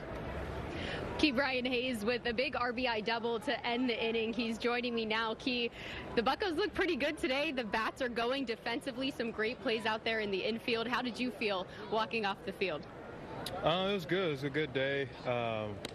Couple home runs. Triolo hit a bomb. Triolo made a bunch of some really good plays on D, and just a lot of good things going on, especially out of the young guys, the opportunity they're getting, and yeah, we're just looking forward to continuing to play good throughout spring and get ready for the regular season. Let's talk about Jared Triolo for a second. He had some great defensive plays out there, but you were talking about that home run as well. What have you seen from him in this ongoing competition that's going on? He just got major league reps last year, so those clearly seem to have paid off. Yeah, I mean, last year coming up, I've known him a little bit. He works out where I work out in the off season, so he's just a true professional, goes about it the right way. Not too loud out there. He knows his job. He does his job, works hard. He's out there for early work every day, every other day. So just a guy that plays the game the right way. But yeah, there's a lot of guys competing for spots, and I mean, it's friendly competition, but at the end of the day, it's competition for a job. So everyone's still rooting each other on and going out there where everyone's talking in the dugout, trying to give as much knowledge as they can, what they see. That's just a lot of the things we're trying to do to continue to get better as a team. Well, somebody who wants everybody to get better is you personally, and Jared Triolo, who's walking behind us now. Great game, Jared. As he's walking behind us now, hopefully we can talk to him later, but he had told me that he was surprised to hear you be a little vocal at spring training. He said, whoop, he was out there giving us coaching tips to me, O'Neill, anyone who was taking reps out there. Why did you decide to be more vocal this year? I think just kind of as I'm getting older and getting more experience under my belt, and just kind of some of the stuff that I already know, just like why not share it to try to help my teammates be better. And at the end of the day, it helps us win games. So, I mean, I'm one of the older guys now, so a lot of those guys are coming to me, asking me questions. So, and I mean, at the end of the day, I want to win. So, just giving as much knowledge as that I can, and but at the same time, I'm still learning as well. Well, you had a Gold Glove last season, now on your resume. Winning that award, how do you build off of a season like that? Yeah, I think it's just each year. I mean, it was cool. Like, I got to go to the dinner and all that, but after that, like, that was honestly in the back of my head, because then it was now it's the next season. So I mean, I kind of like to go into each season kind of blank slate. I mean, your batting average 0, your attempts, your putouts, errors, all that stuff is at 0. So you got to just take it one day at a time each year, and continue to want to be better each year, continue to grow your game in all facets of the game. And yeah, at the end of the day, you want to win games.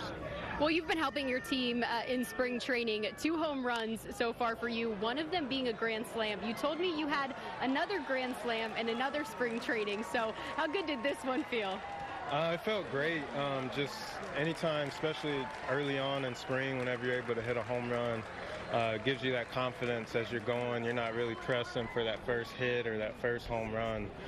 You just continue to build on your work days and continue to just go out there, help your teammates, and just continue to have conversations among everyone, pitchers, hitters, all that stuff. And but yeah, I mean, just being able to hit the ball hard, that's what I try to do at the end of the day. And if it happens to go out, it goes out. So. Well, it did the other day, that's for sure. We saw some other guys, like you mentioned, Brian Reynolds, Jared Triolo, add to the fun today. I was up on the batter's eye. We got to see how far Reynolds' homer actually went. Today, yes. So did you get to talk to him after you both hit home runs in the same game, even though his was just a bit farther? No, I don't think we really talked about it. I mean, he has a lot more than me, so I can't really say anything right now against him with that. But yeah, I mean, he's hit 2 already on his right side, and I mean, he would say his right side is more weaker in the game, but it's good to see him. He has 2, one dead center and a bomb to left. So if we can get him hitting them on both sides, that's an even bigger plus for us in the middle of our lineup. So. Absolutely. Key, last question for you. Did you talk to your mom yet after your performance? You said she's the one that gives you a hard time and keeps you in line. So did she see your grand slam the other day, and what was her reaction? Yeah, she saw it. I talked to her briefly. Nothing. We didn't even really talk baseball.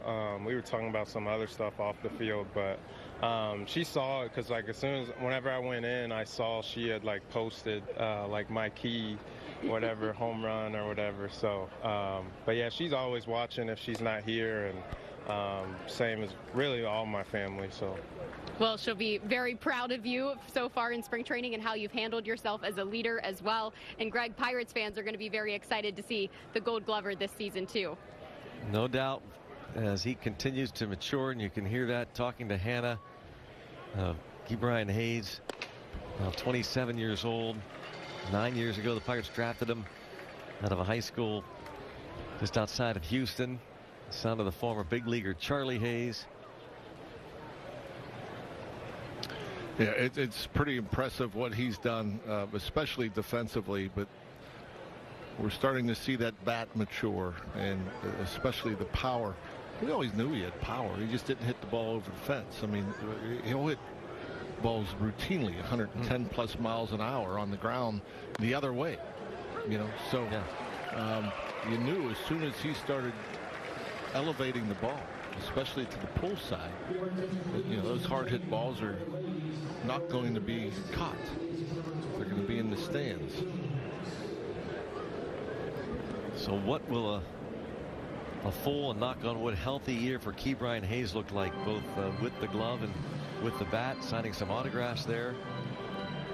Came up that 2020 truncated season. In 24 games, 5 homers, 376, OPS over 1100, and seemed to be, again, putting it all together, especially in the second half of last year.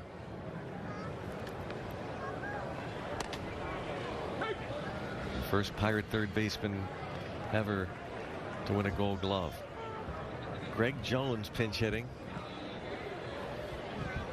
Kevin Cash getting the starters out of there. Jose Hernandez walked the first 2 batters and gives up that fly ball that drops in for a double after Jason DeLay caught the trail runner, an attempted double steal. Tristan Peters. Austin Shenton, the pinch hitter, struck out, and this pinch hitter, Greg Jones, strikes out. So we'll move to the bottom half of the 6th inning. Bucks leading 6-5.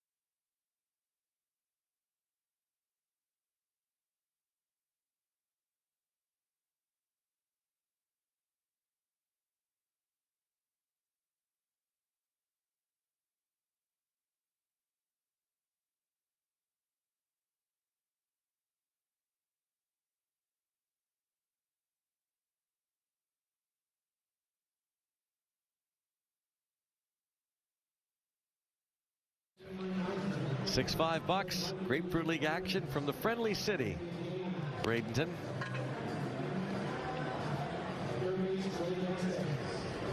Buccos and Rays fan. Pirates first meeting this spring with the Tampa Bay Rays. Won't be the last. They'll match up again down in Port Charlotte. It's the first of 3 matchups today, and they'll play in the regular season in Pittsburgh in June. Remember last year, John, all the anticipation of the Pirates in first place in the National League Central Division coming down to the Trop down here on the Sun Coast. Yep. Tampa St. Pete matched up with the first place team, and many believe the best team in all of baseball. The way the Rays started, it was back in early May.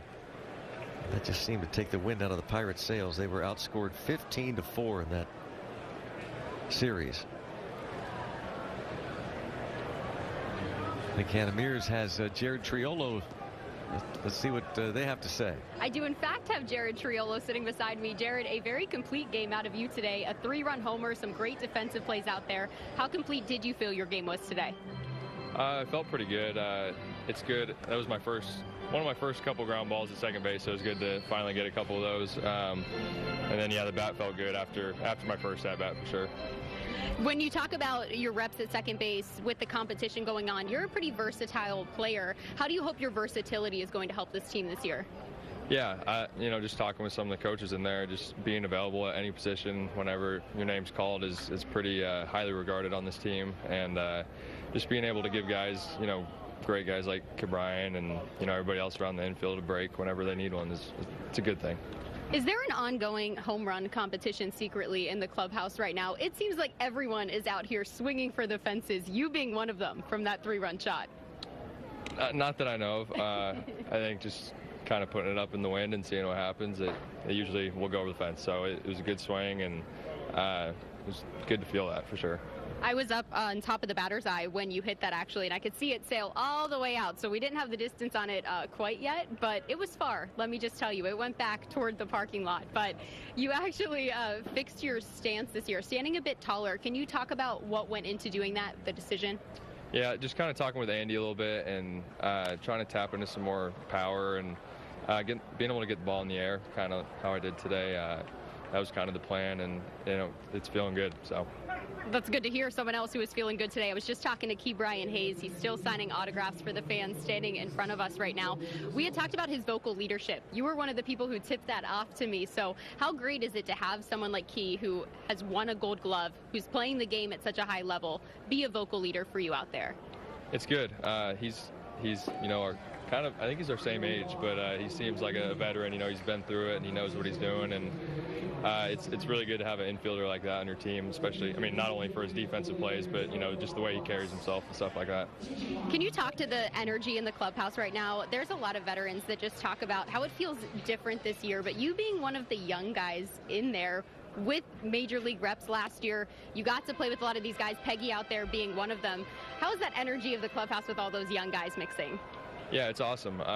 Talking with Mitch a little bit and some of the older guys like that, they feel a lot more comfortable because we came to spring training and kind of knew everybody. They said that it hasn't been like that in the past, and it's just great. You look around the locker room and everybody's friends with each other, and we somewhat know what to expect now, so we're ready for the season. Yeah, somewhat know what to expect. How much do you feel those major league reps helped a lot of you last year come in a bit more prepared for spring? It's awesome. Just being able to get up there and feel the flow of the game, and what you have to do on an everyday basis is good stuff, and carry it into the season and learn from what you need to work on and all that stuff. Jared, did you tell me, was Ke'Bryan the one who bought the ping pong table for the clubhouse? I don't think he did. It could have been him. I'm not sure, but I don't know if Ke'Bryan plays ping pong. We'll have to see. You said you play ping pong, though. Have you got bold enough to challenge anybody yet in spring? You told me not quite back at PNC yet. Yeah, we don't have a ping pong table in here that I know of, but at PNC there's definitely a ping pong table, so we'll see. Well, if your ping pong game has improved at all how your baseball has, we're in good shape to see that this year, Greg. Jared Triolo joining us live. Appreciate your time, Jared. What a phenomenal game from Jared Triolo today. He's been fun to watch. Add him to the list, Hannah. Thanks. And thanks to Jared. Big tree. And now runners at first and third. We saw Ji-Wan Bae moments ago hit that ball in the air, drop to right in front of the right fielder for a base hit as a pinch hitter, moving Alika Williams, who pinch hit and walked. And Jason DeLay likely his final at bat. He has flied out and struck out, getting the start behind the plate today. Logan Driscoll is now catching the new pitcher, Michael Gomez.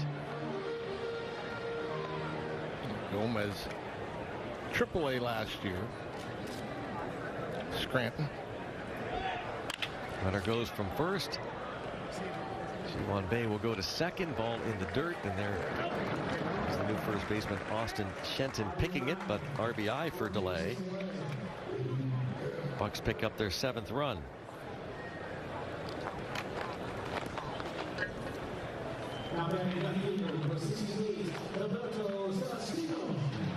First at bat for Gilberto Celestino.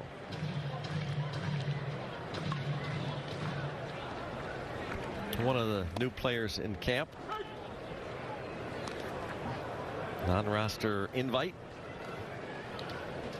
Minor league free agent signed in the middle of November.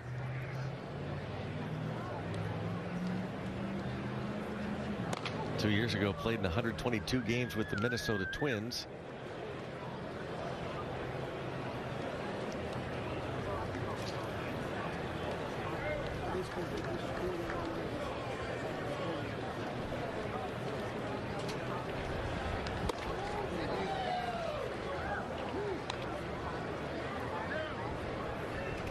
Seems that the Rays always have funky pitchers from both the right and the left side. Guys that drop down, or there's deception. Picking up Gomez here. He's had some walk issues. Didn't have the greatest year last year. An ERA almost 5.5. The Yankees top farm club. Roller through the left side. Ji-Wan Bae, of course, going to score easily. An RBI single for Celestino.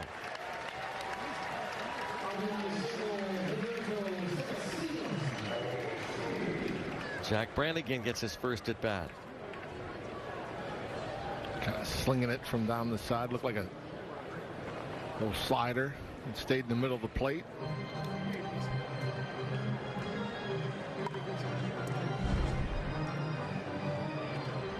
$5.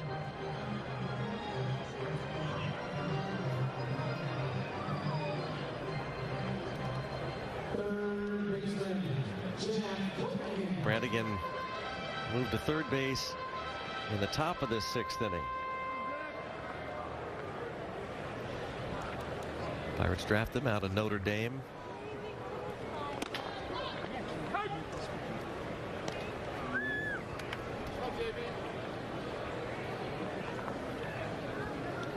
.23 years old, Chicago native, 3rd rounder 2 years ago.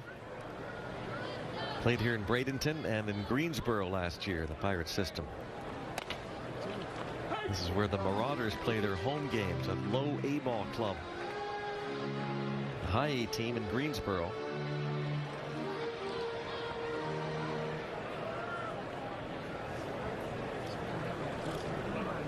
Joe Perez. He's on deck. Boy, that would have been way foul. That pop up. Wind wouldn't let it.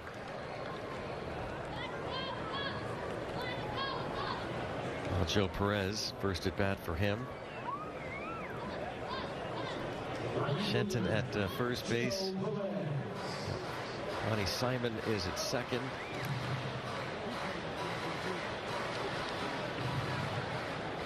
Willie Vasquez at third base for the Rays. Carson Williams is at short.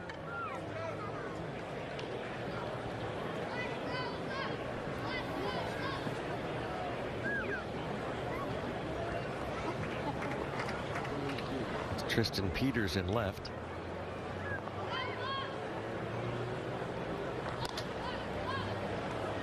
Joe Perez takes ball 2.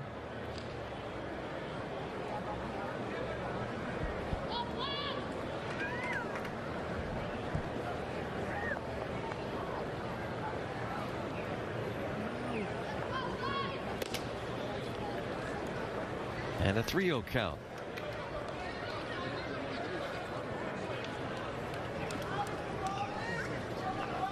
Joe Perez from Pembroke Pines, Florida.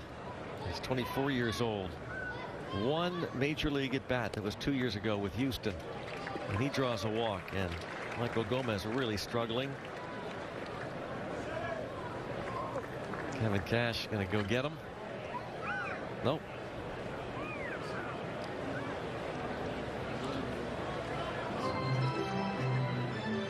Snyder, pitching coach. Yeah, he had Gomez 43 walks last year in just 67 innings. That's a lot.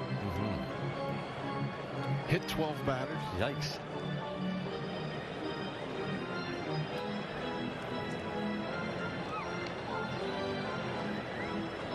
Those are never fun guys to face.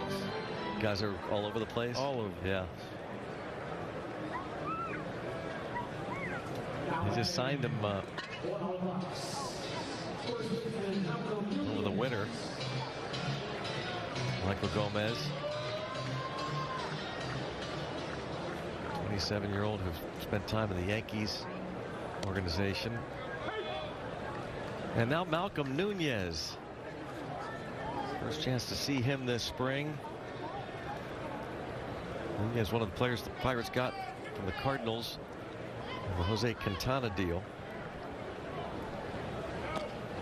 Hoping in the not too distant future he could be the first baseman that they've been looking for, a power hitting first baseman. Pirates also got Johan Oviedo in that trade. Jose Quintana, Chris Stratton to the St. Louis Cardinals 2 years ago in August of 2022.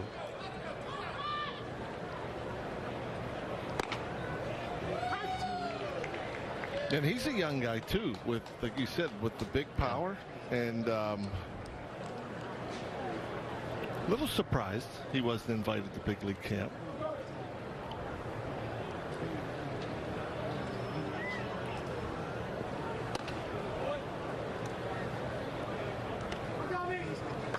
So Johnny Cuevas loosening in the bullpen for Tampa Bay. Long inning here for Michael Gomez. First at bat for Malcolm Nunez. Cuban defector. High pop. Squeezes it. Pirates get two more. Go on to the seventh inning. Bucks up 8-5. Hi, I'm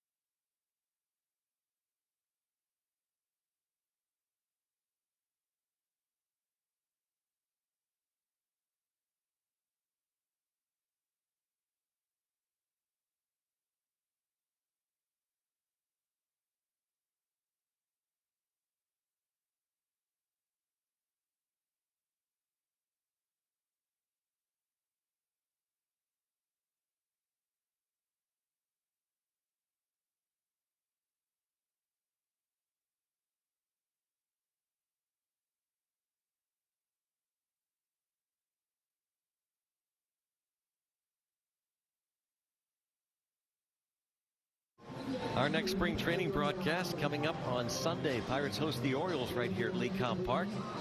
Be sure to join us at 1 o'clock on Sportsnet Pittsburgh for that one. The Pirates and the Baltimore Orioles.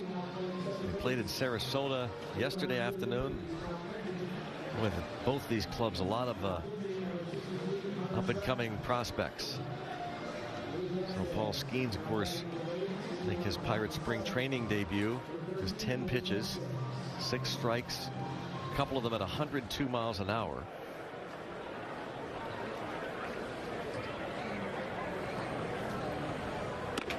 Here is Hunter Stratton for the Pirates. Saw him last year, 8 appearances and worked 12 innings. Struck out 10.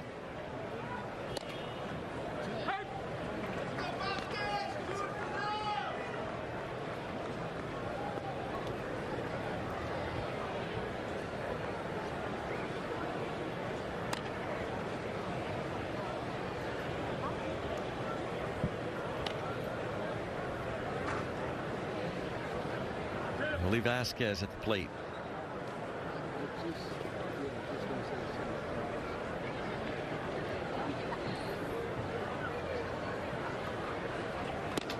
We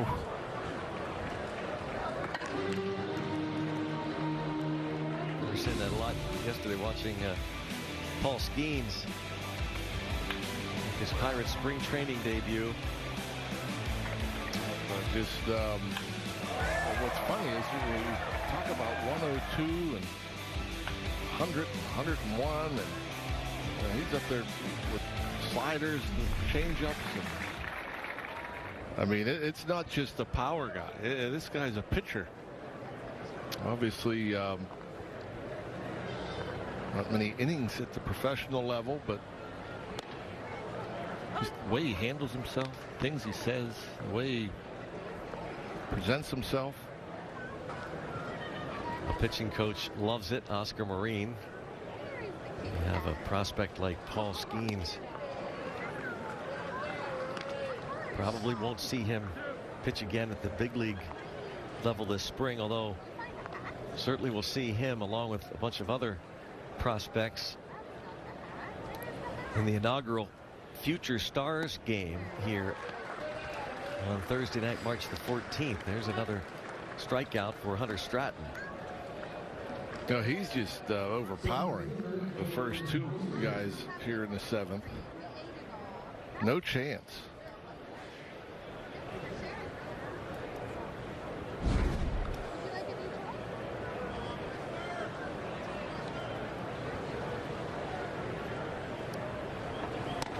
Cameron Meisner, his first at bat.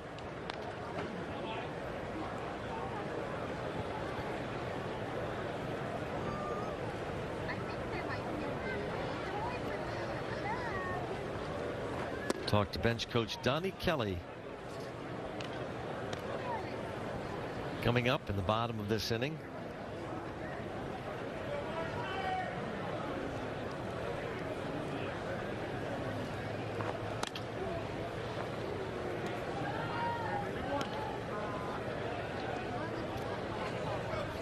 Don Kelly. Put a headset on him.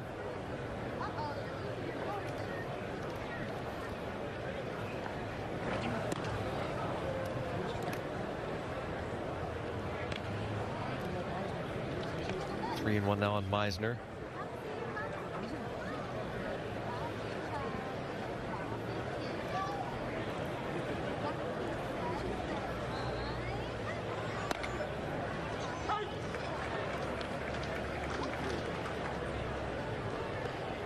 It's amazing. You throw mid-90s or harder, and you just flip a cutter in there, take a little off.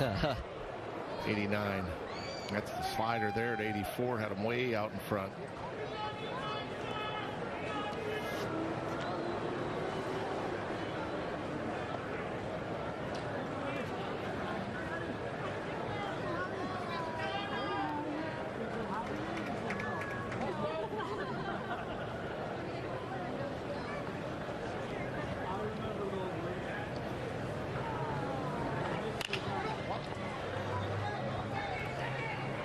And that'll do it. We'll talk to Don Kelly coming up in the bottom of the 7th inning.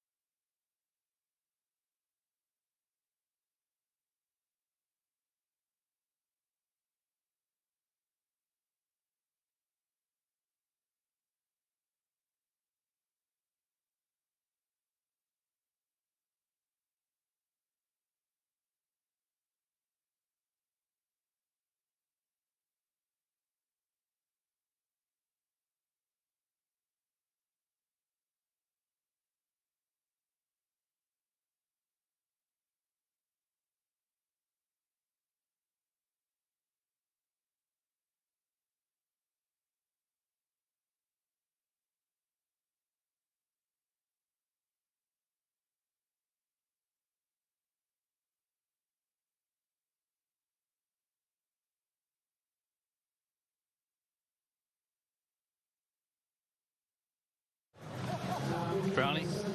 8-5, Pirates out in front, going to the bottom of the 7th inning.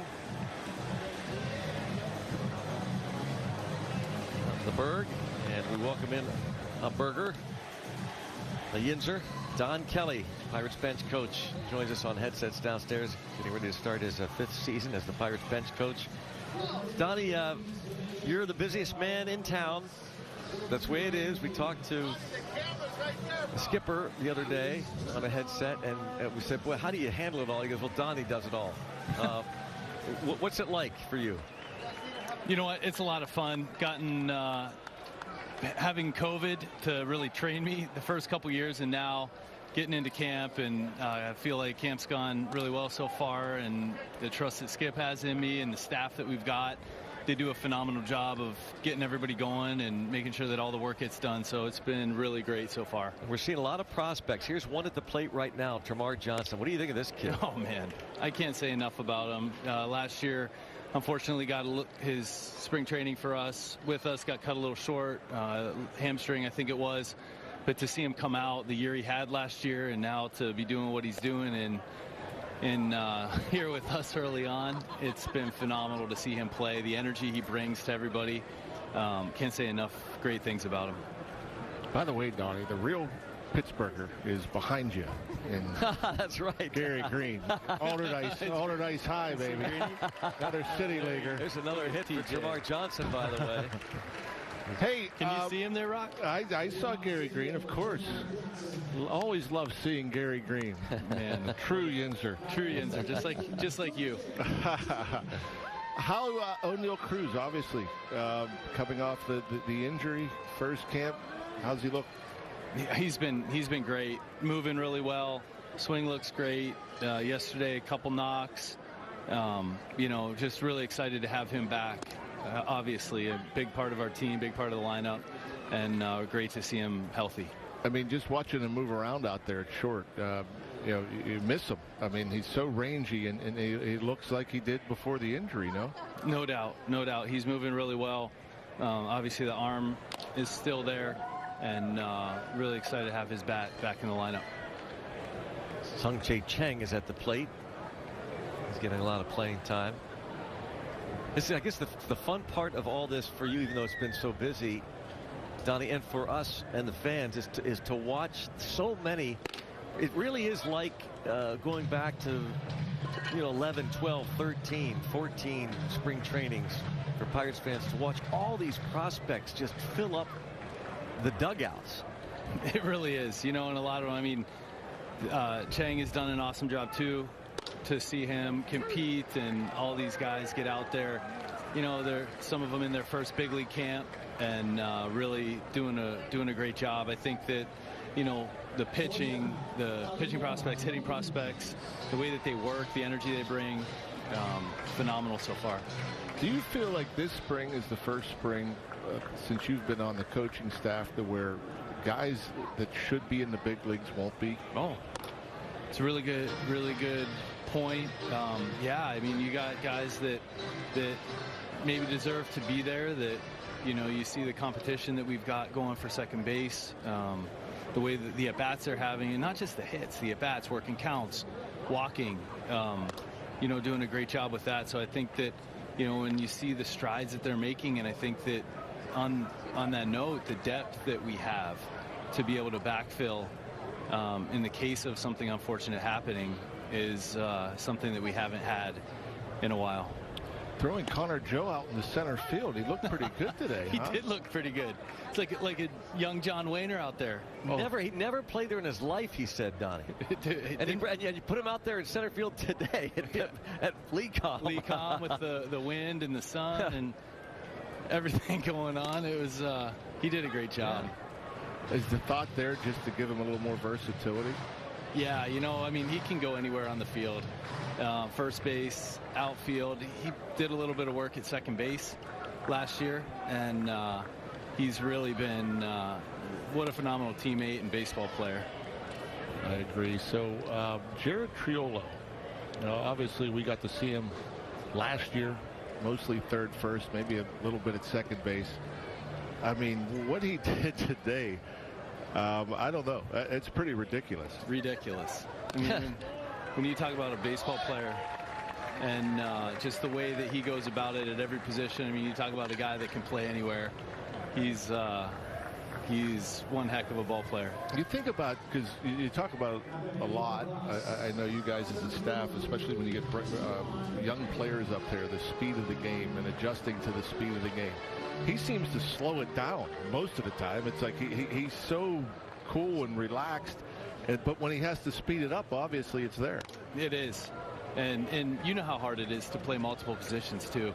You know, when he's going from third, second, first, you know, we'll probably see him at short here in the near future. And I mean, he could even go to the outfield and play outfield. I mean, just the way that he's a baseball player.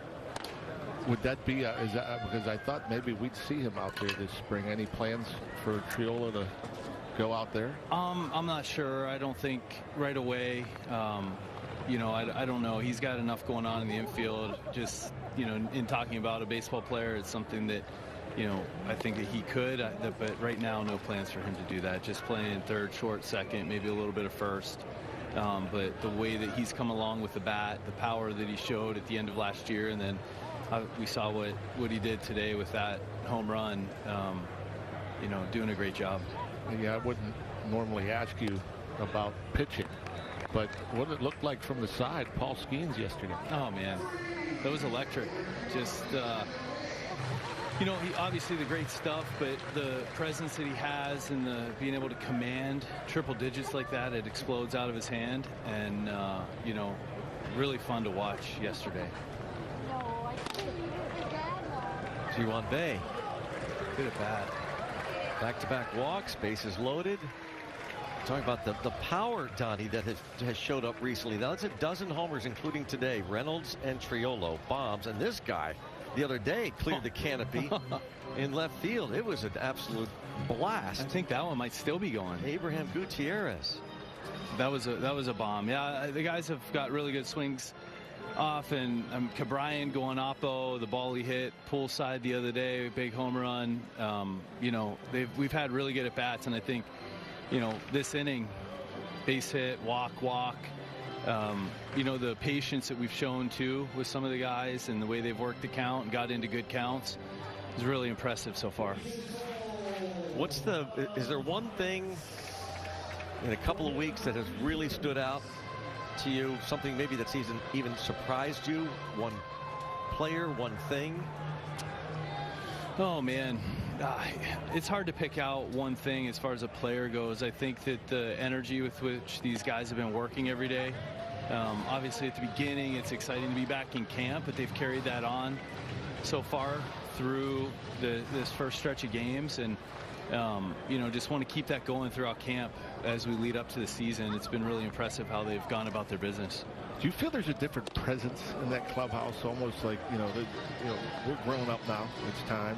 I do, and I think obviously last year brought in some veterans. This year bringing in some more with Chappie and Perez and Grandal, Kutch being back, Rowdy has been a good presence for us, and you mix that with the young guys that are hungry, and now you've got Reynolds and Hayes and Mitch that are part of the team for a long time, and now you're starting to build that core. I think it's really exciting, and you can feel that. You can feel the mix of the veteran guys that have been around. Now Reynolds and Hayes and Mitch and those guys, Bednar, are starting to grow into that as well, and now you've got the young energy and the kids that are coming up, very talented, and bringing it,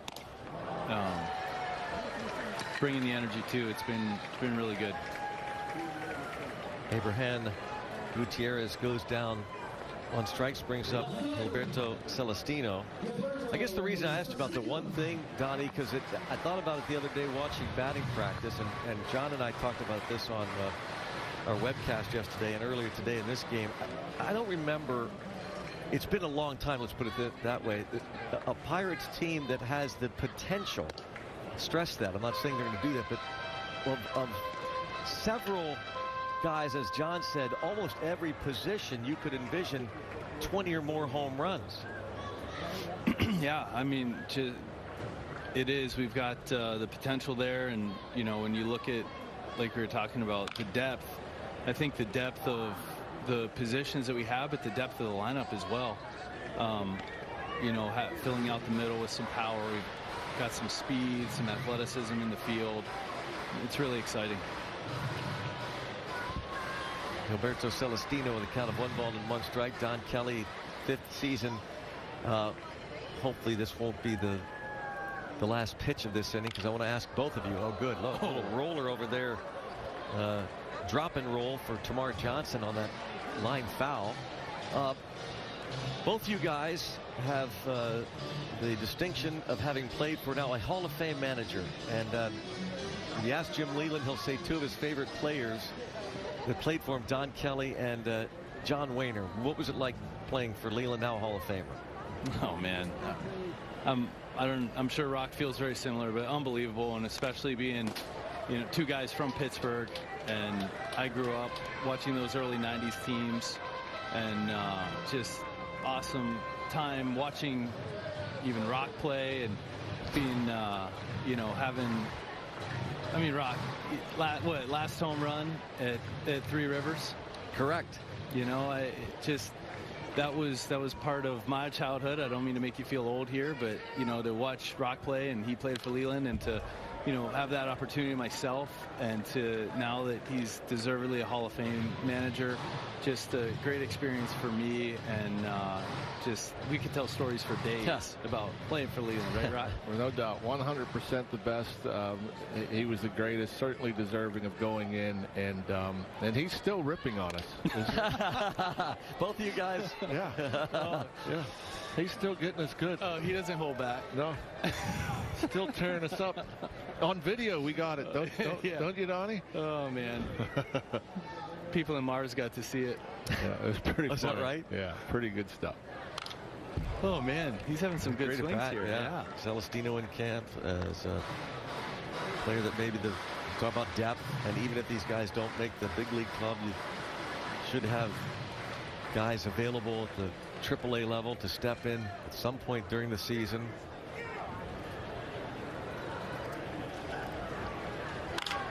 And a drive to left. How about this? Celestino. What an at-bat. Just got done talking about the power of this team. That's the 3rd home run of the game, and Celestino with a 3-run homer. That is so great.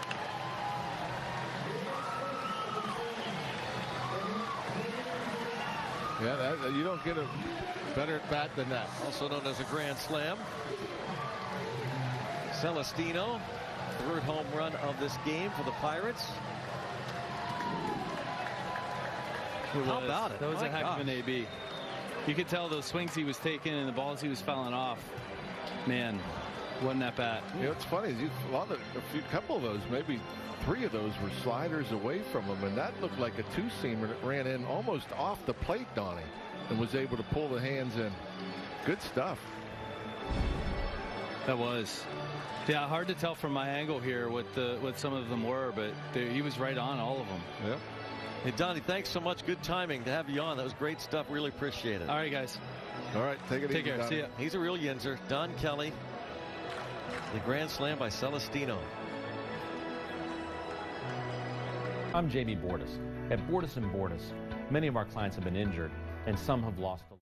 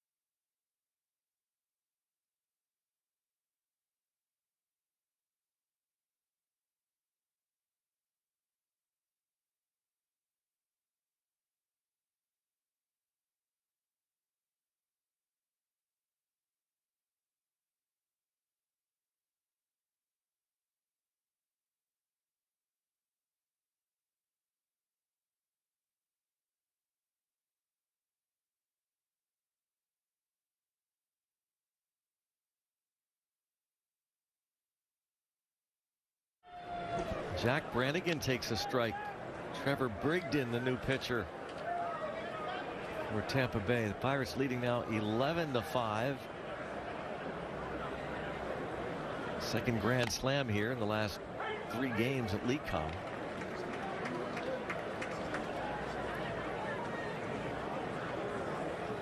For Celestino,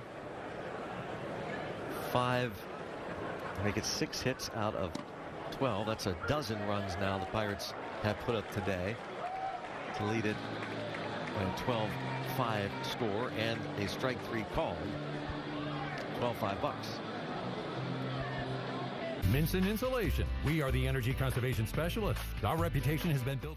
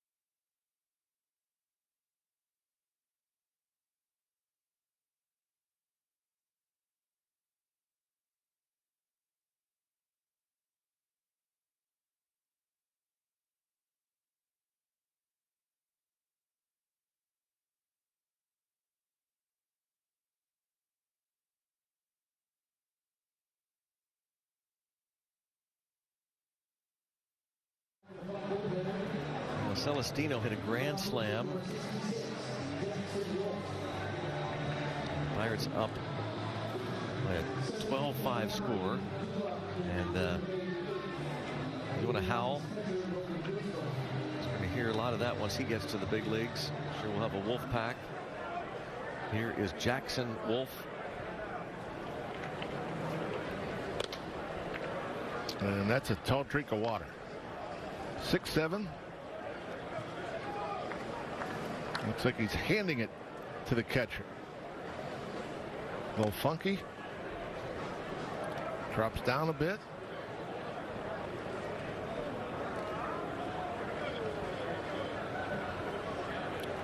.26 starts last year, .413 ERA. Pirates got him in the trade with the Padres last summer. A 3-team deal.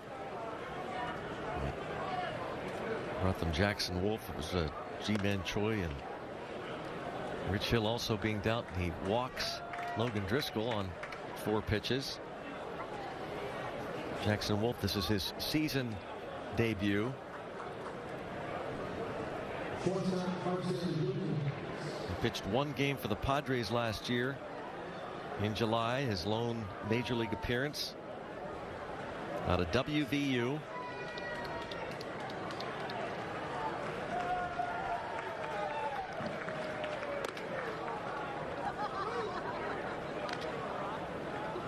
Jackson Wolf. Well, up just outside of Columbus. Looking to throw some strikes here to Carson Williams. After the trade, he appeared in 8 games with AA Altoona.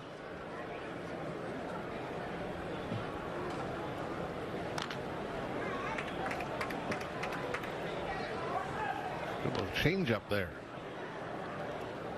With the batter Williams out in front.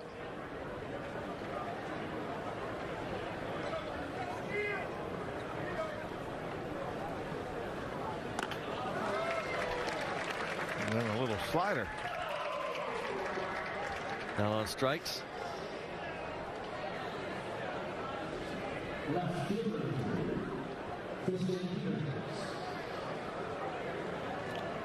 It might be a sweeper.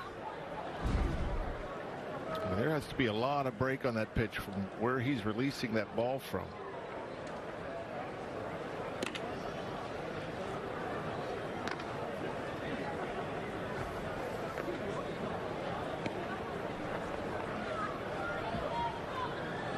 Ball one on Tristan Peters with one out. We're seeing the Pirates spring training debut of Jackson Wolf.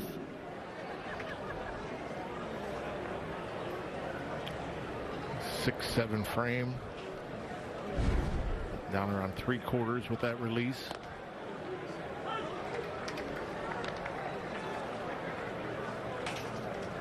Grew up a big Reds fan, of course, inside of Columbus, and in particular admired Aroldis Chapman. Now getting a chance to know Chapman. He joined the Pirates as a free agent. 2-2 on Tristan Peters.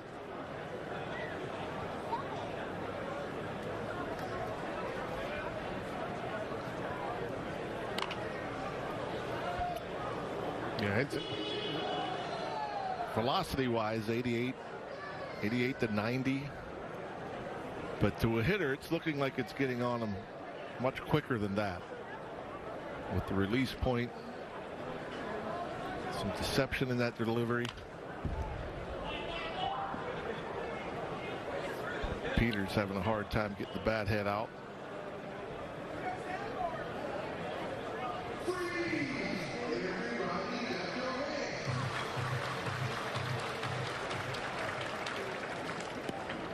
Tristan Peters is a Saluki.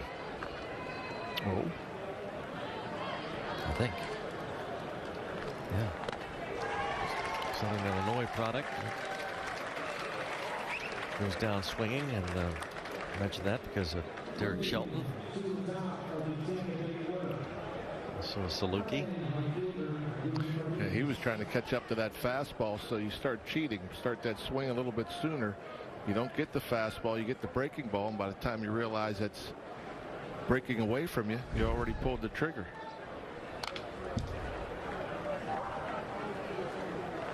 Ruben Cardenas.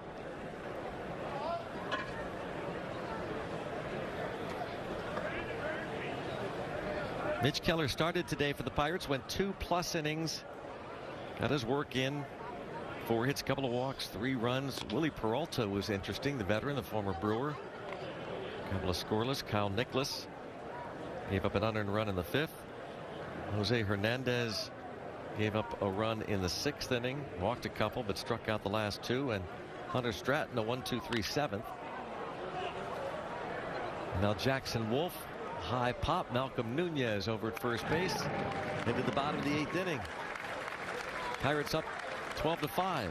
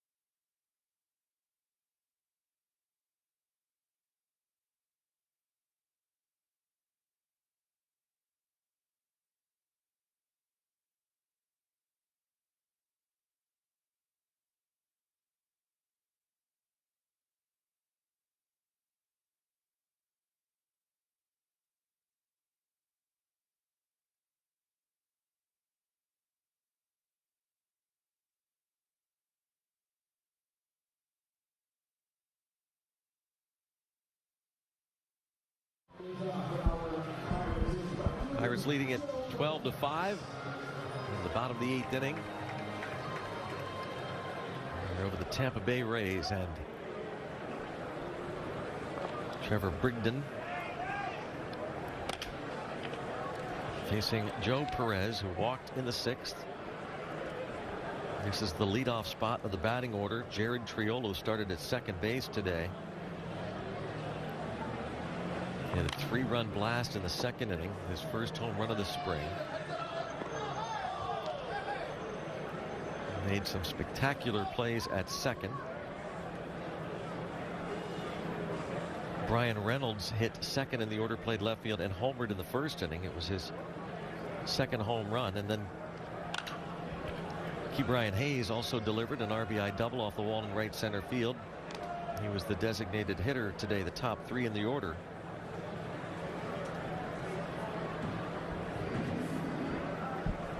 Three more home runs for Pirates batters. 13 now home runs in 5 games. The last 5 games for Pittsburgh. Watching Brignan go, just grab the ball and walk around the mound, even the delivery. Does he remind you of anybody? He's Michael Lorenzen. Yeah, he is. Exactly, Michael. It's like crazy. He's impersonating him. He marches around the back of the mound there after getting the out.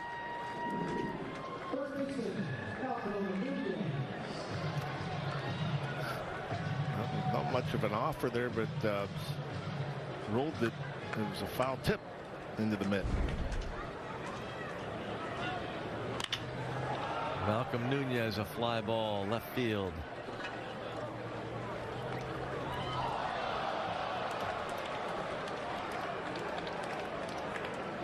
Goes as an out.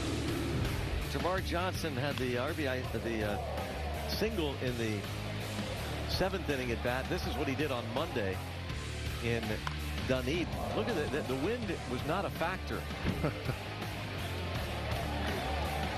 Not one, but 2.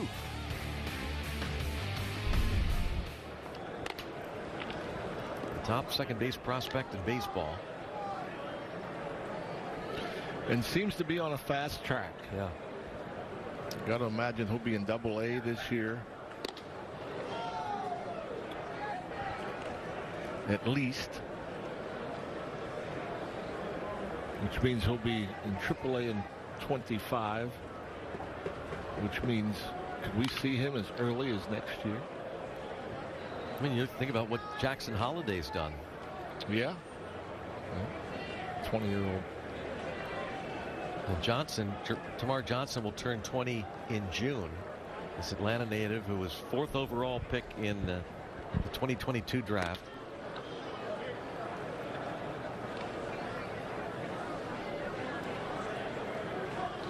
Talk about a guy who already carries himself with great confidence and professionalism. Did not want to, but did. And the Pirates go down 1-2-3 for just the 2nd time today. Looks like Sean Sullivan will try and end this one.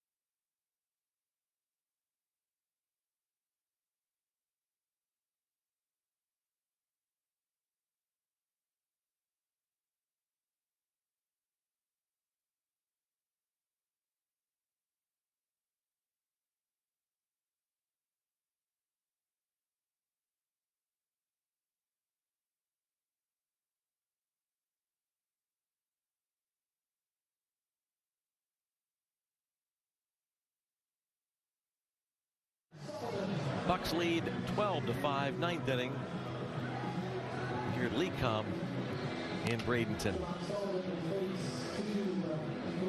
Pirates will travel to Lakeland, Florida tomorrow. Hear that game on the radio side. Birthday boy Joe Block and John Wayne will have that for you. And then radio and TV on Sunday right here on Sportsnet Pittsburgh. Our next televised game this Sunday against the Orioles. Here is Sean Sullivan. That ERA 4th lowest among all Pirates minor leaguers. An 8th round pick 3 years ago out of Cal.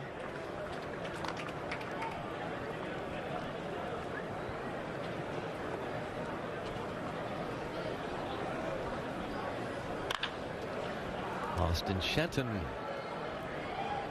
Nico Williams out, called off. And Celestino hit that grand slam, puts it away.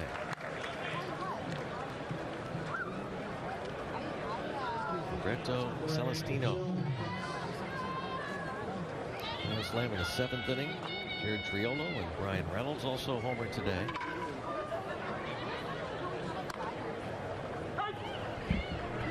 Greg Jones facing Sean Sullivan. Roansy Contreras will pitch tomorrow in Lakeland, and then a televised game on Sunday will see the Pirates debut of one of the new pitchers, lefty Martin Perez. The world champion Texas Rangers last year. He'll make his Pirates spring training debut on Sunday right here on Sportsnet Pittsburgh. Look forward to that. Look forward to both of them.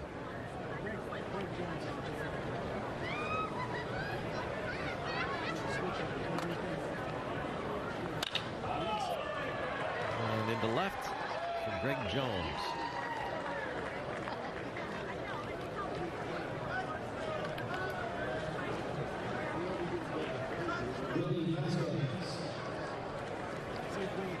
Willie Vasquez.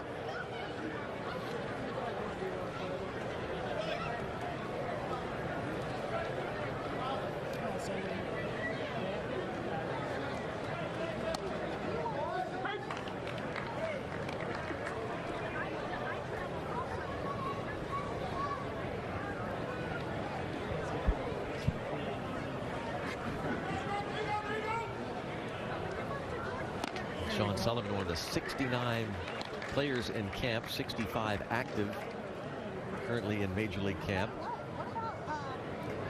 Bet his spin rates are high. You can just tell that the fastball seems just to stay on the same plane. The sliders nice and tight. Into the left center field gap. Juwan Bay. Not many players in baseball could have done what he just did. No.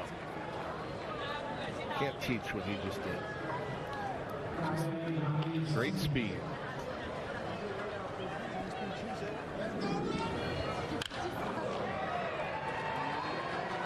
And he's over in right center field. That ball is hit pretty hard. Not only over there quickly, catches it, gets it in quickly.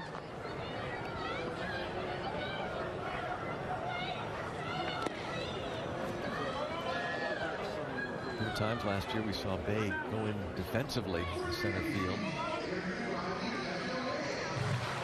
Later ball games, there'll be 13 position players by the time Pirates get ready to open up the season in Miami on the 28th of this month.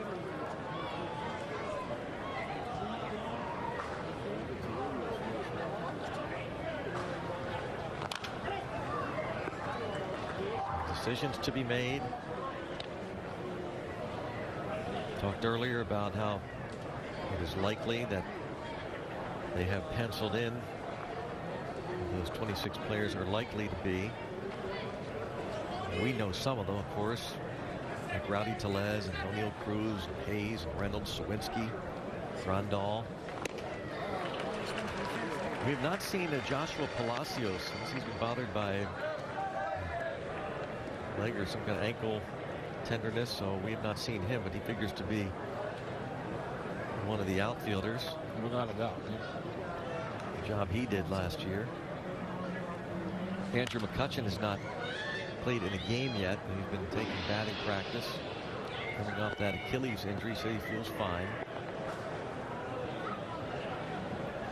Connor Joe saw him play center field today. He figures to be part of that mix.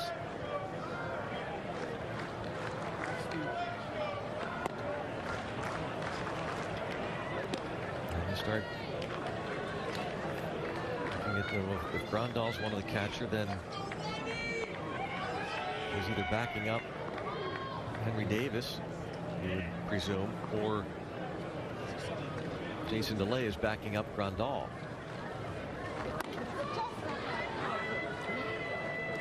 And now 3-2.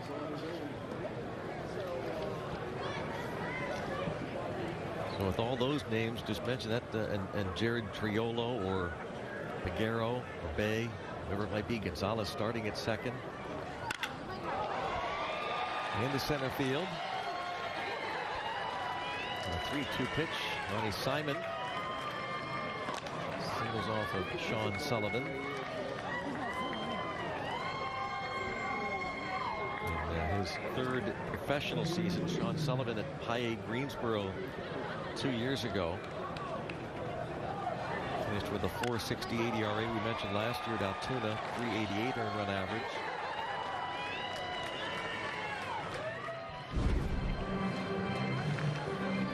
Not a ton of strikeouts.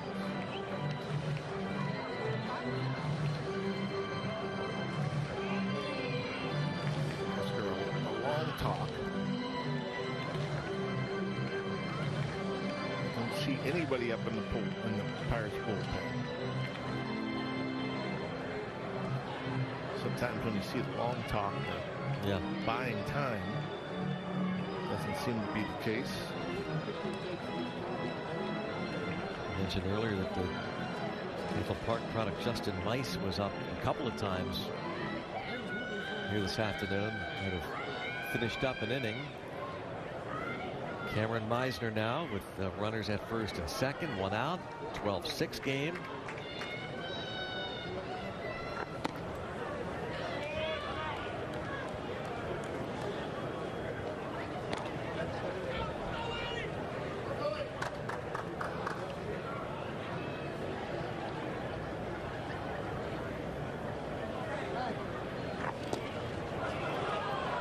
Going to move up.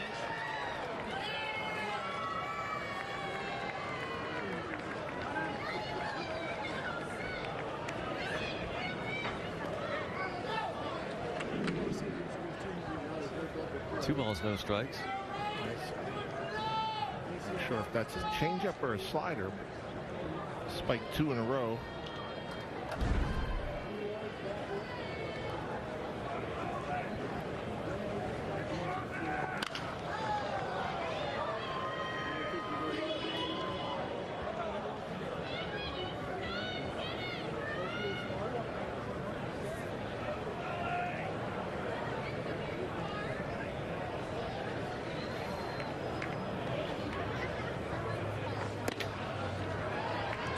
Sean Sullivan pitched up in Dunedin on Monday against the Blue Jays and gave up 4 runs in 2/3 of an inning.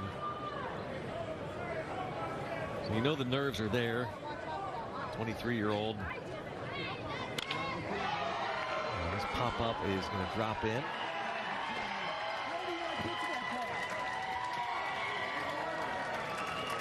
It's 12-7.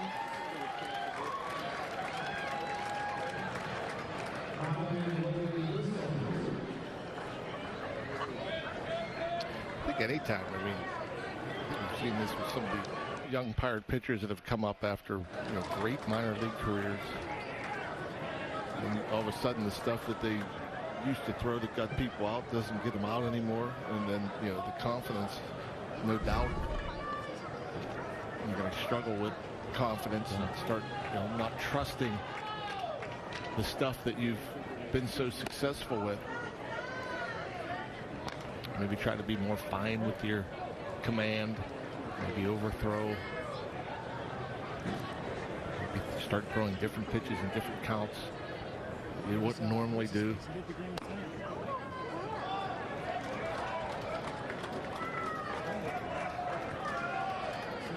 try to be too fine sometimes. Now you're behind the count, which makes it even more difficult. You're pitching 2-0, 3-1.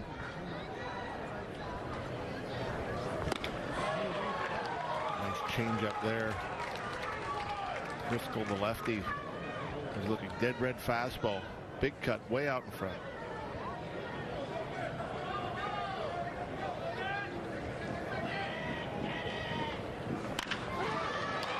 And another hit. 3 runs in. Now 12-8. And the minor league pitcher Cameron Junker. This is in the bullpen for Pittsburgh. Center cut fastball finds another hole.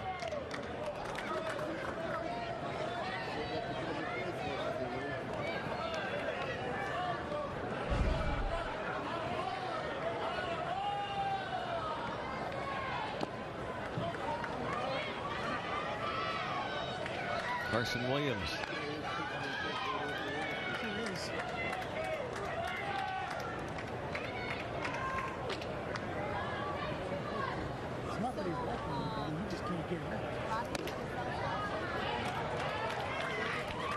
Inning started with a fly out to left, and then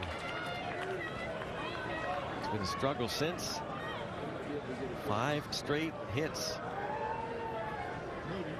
for these Tampa Bay Rays young players.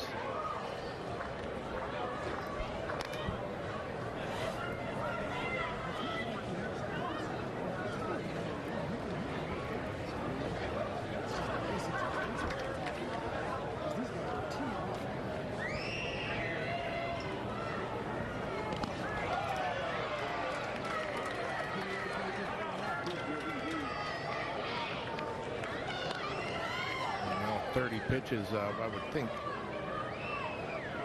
his last batter, perhaps. Could use ground ball double play right at somebody. That'd be nice.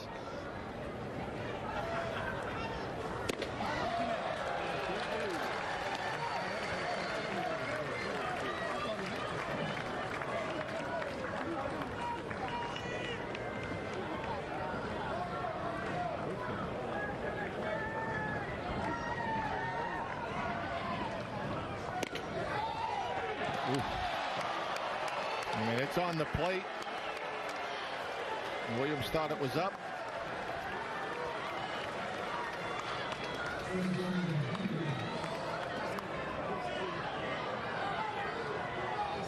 That is going to be it for him. Yeah, that's a lot of pitches in one inning this early in camp. So.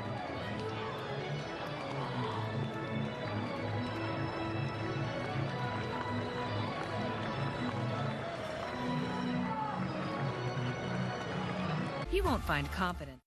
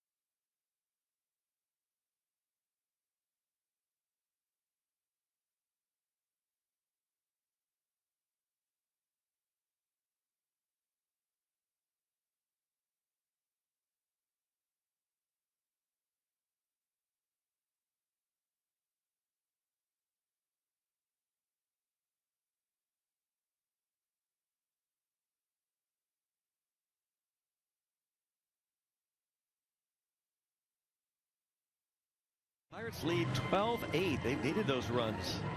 We talked about the long ball. Brian Reynolds, Jared Triolo, and that man, Alberto Celestino. hit a grand slam earlier. Cameron Junker, one of the minor league players over from Pirate City, the Cincinnati area native, and another University of Notre Dame product. 5 years ago, the Pirates drafted him out of Notre Dame in the 10th round.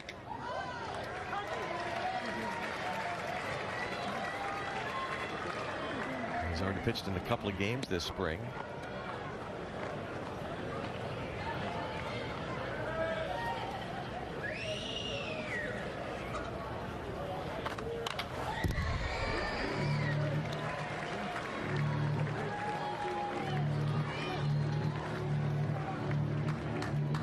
Quickly out in front.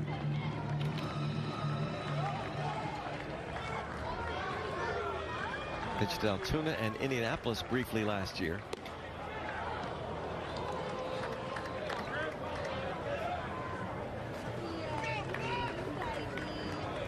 Cameron Junker. Last year at Altoona, 55 innings. Walked 29, struck out 43, and a fly ball to right. Joe Perez puts a lid on it. Not real pretty at the end, but Pirates win it 12-8. And a chance to see Mitch Keller get in some work. Willie Peralta, the veteran. We also saw Jose Hernandez pitch here today, and again the long ball. Yeah, the offense has been fun to watch so far. I mean, that's kind of the thing we've been talking about it this year. It's a different offense, and they're going to hit for power, and they're going to score more runs. And who doesn't love the long ball? The Pirates certainly love the long ball. That's 13 home runs hit in their last 5 games, including the 3 today. Brian Reynolds, his second. Terry Triolo and Alberto Celestino. Final score. Buccos win it 12-8. To thank Key Brian Hayes, Jared Triolo, Don Kelly for joining us during this broadcast. For Hannah Mears, John Wayner, Greg Brown, thanking you for being with us. Next Pirates spring training game on Sportsnet Pittsburgh comes up Sunday. Bucks and Orioles here at Lee Comet 1.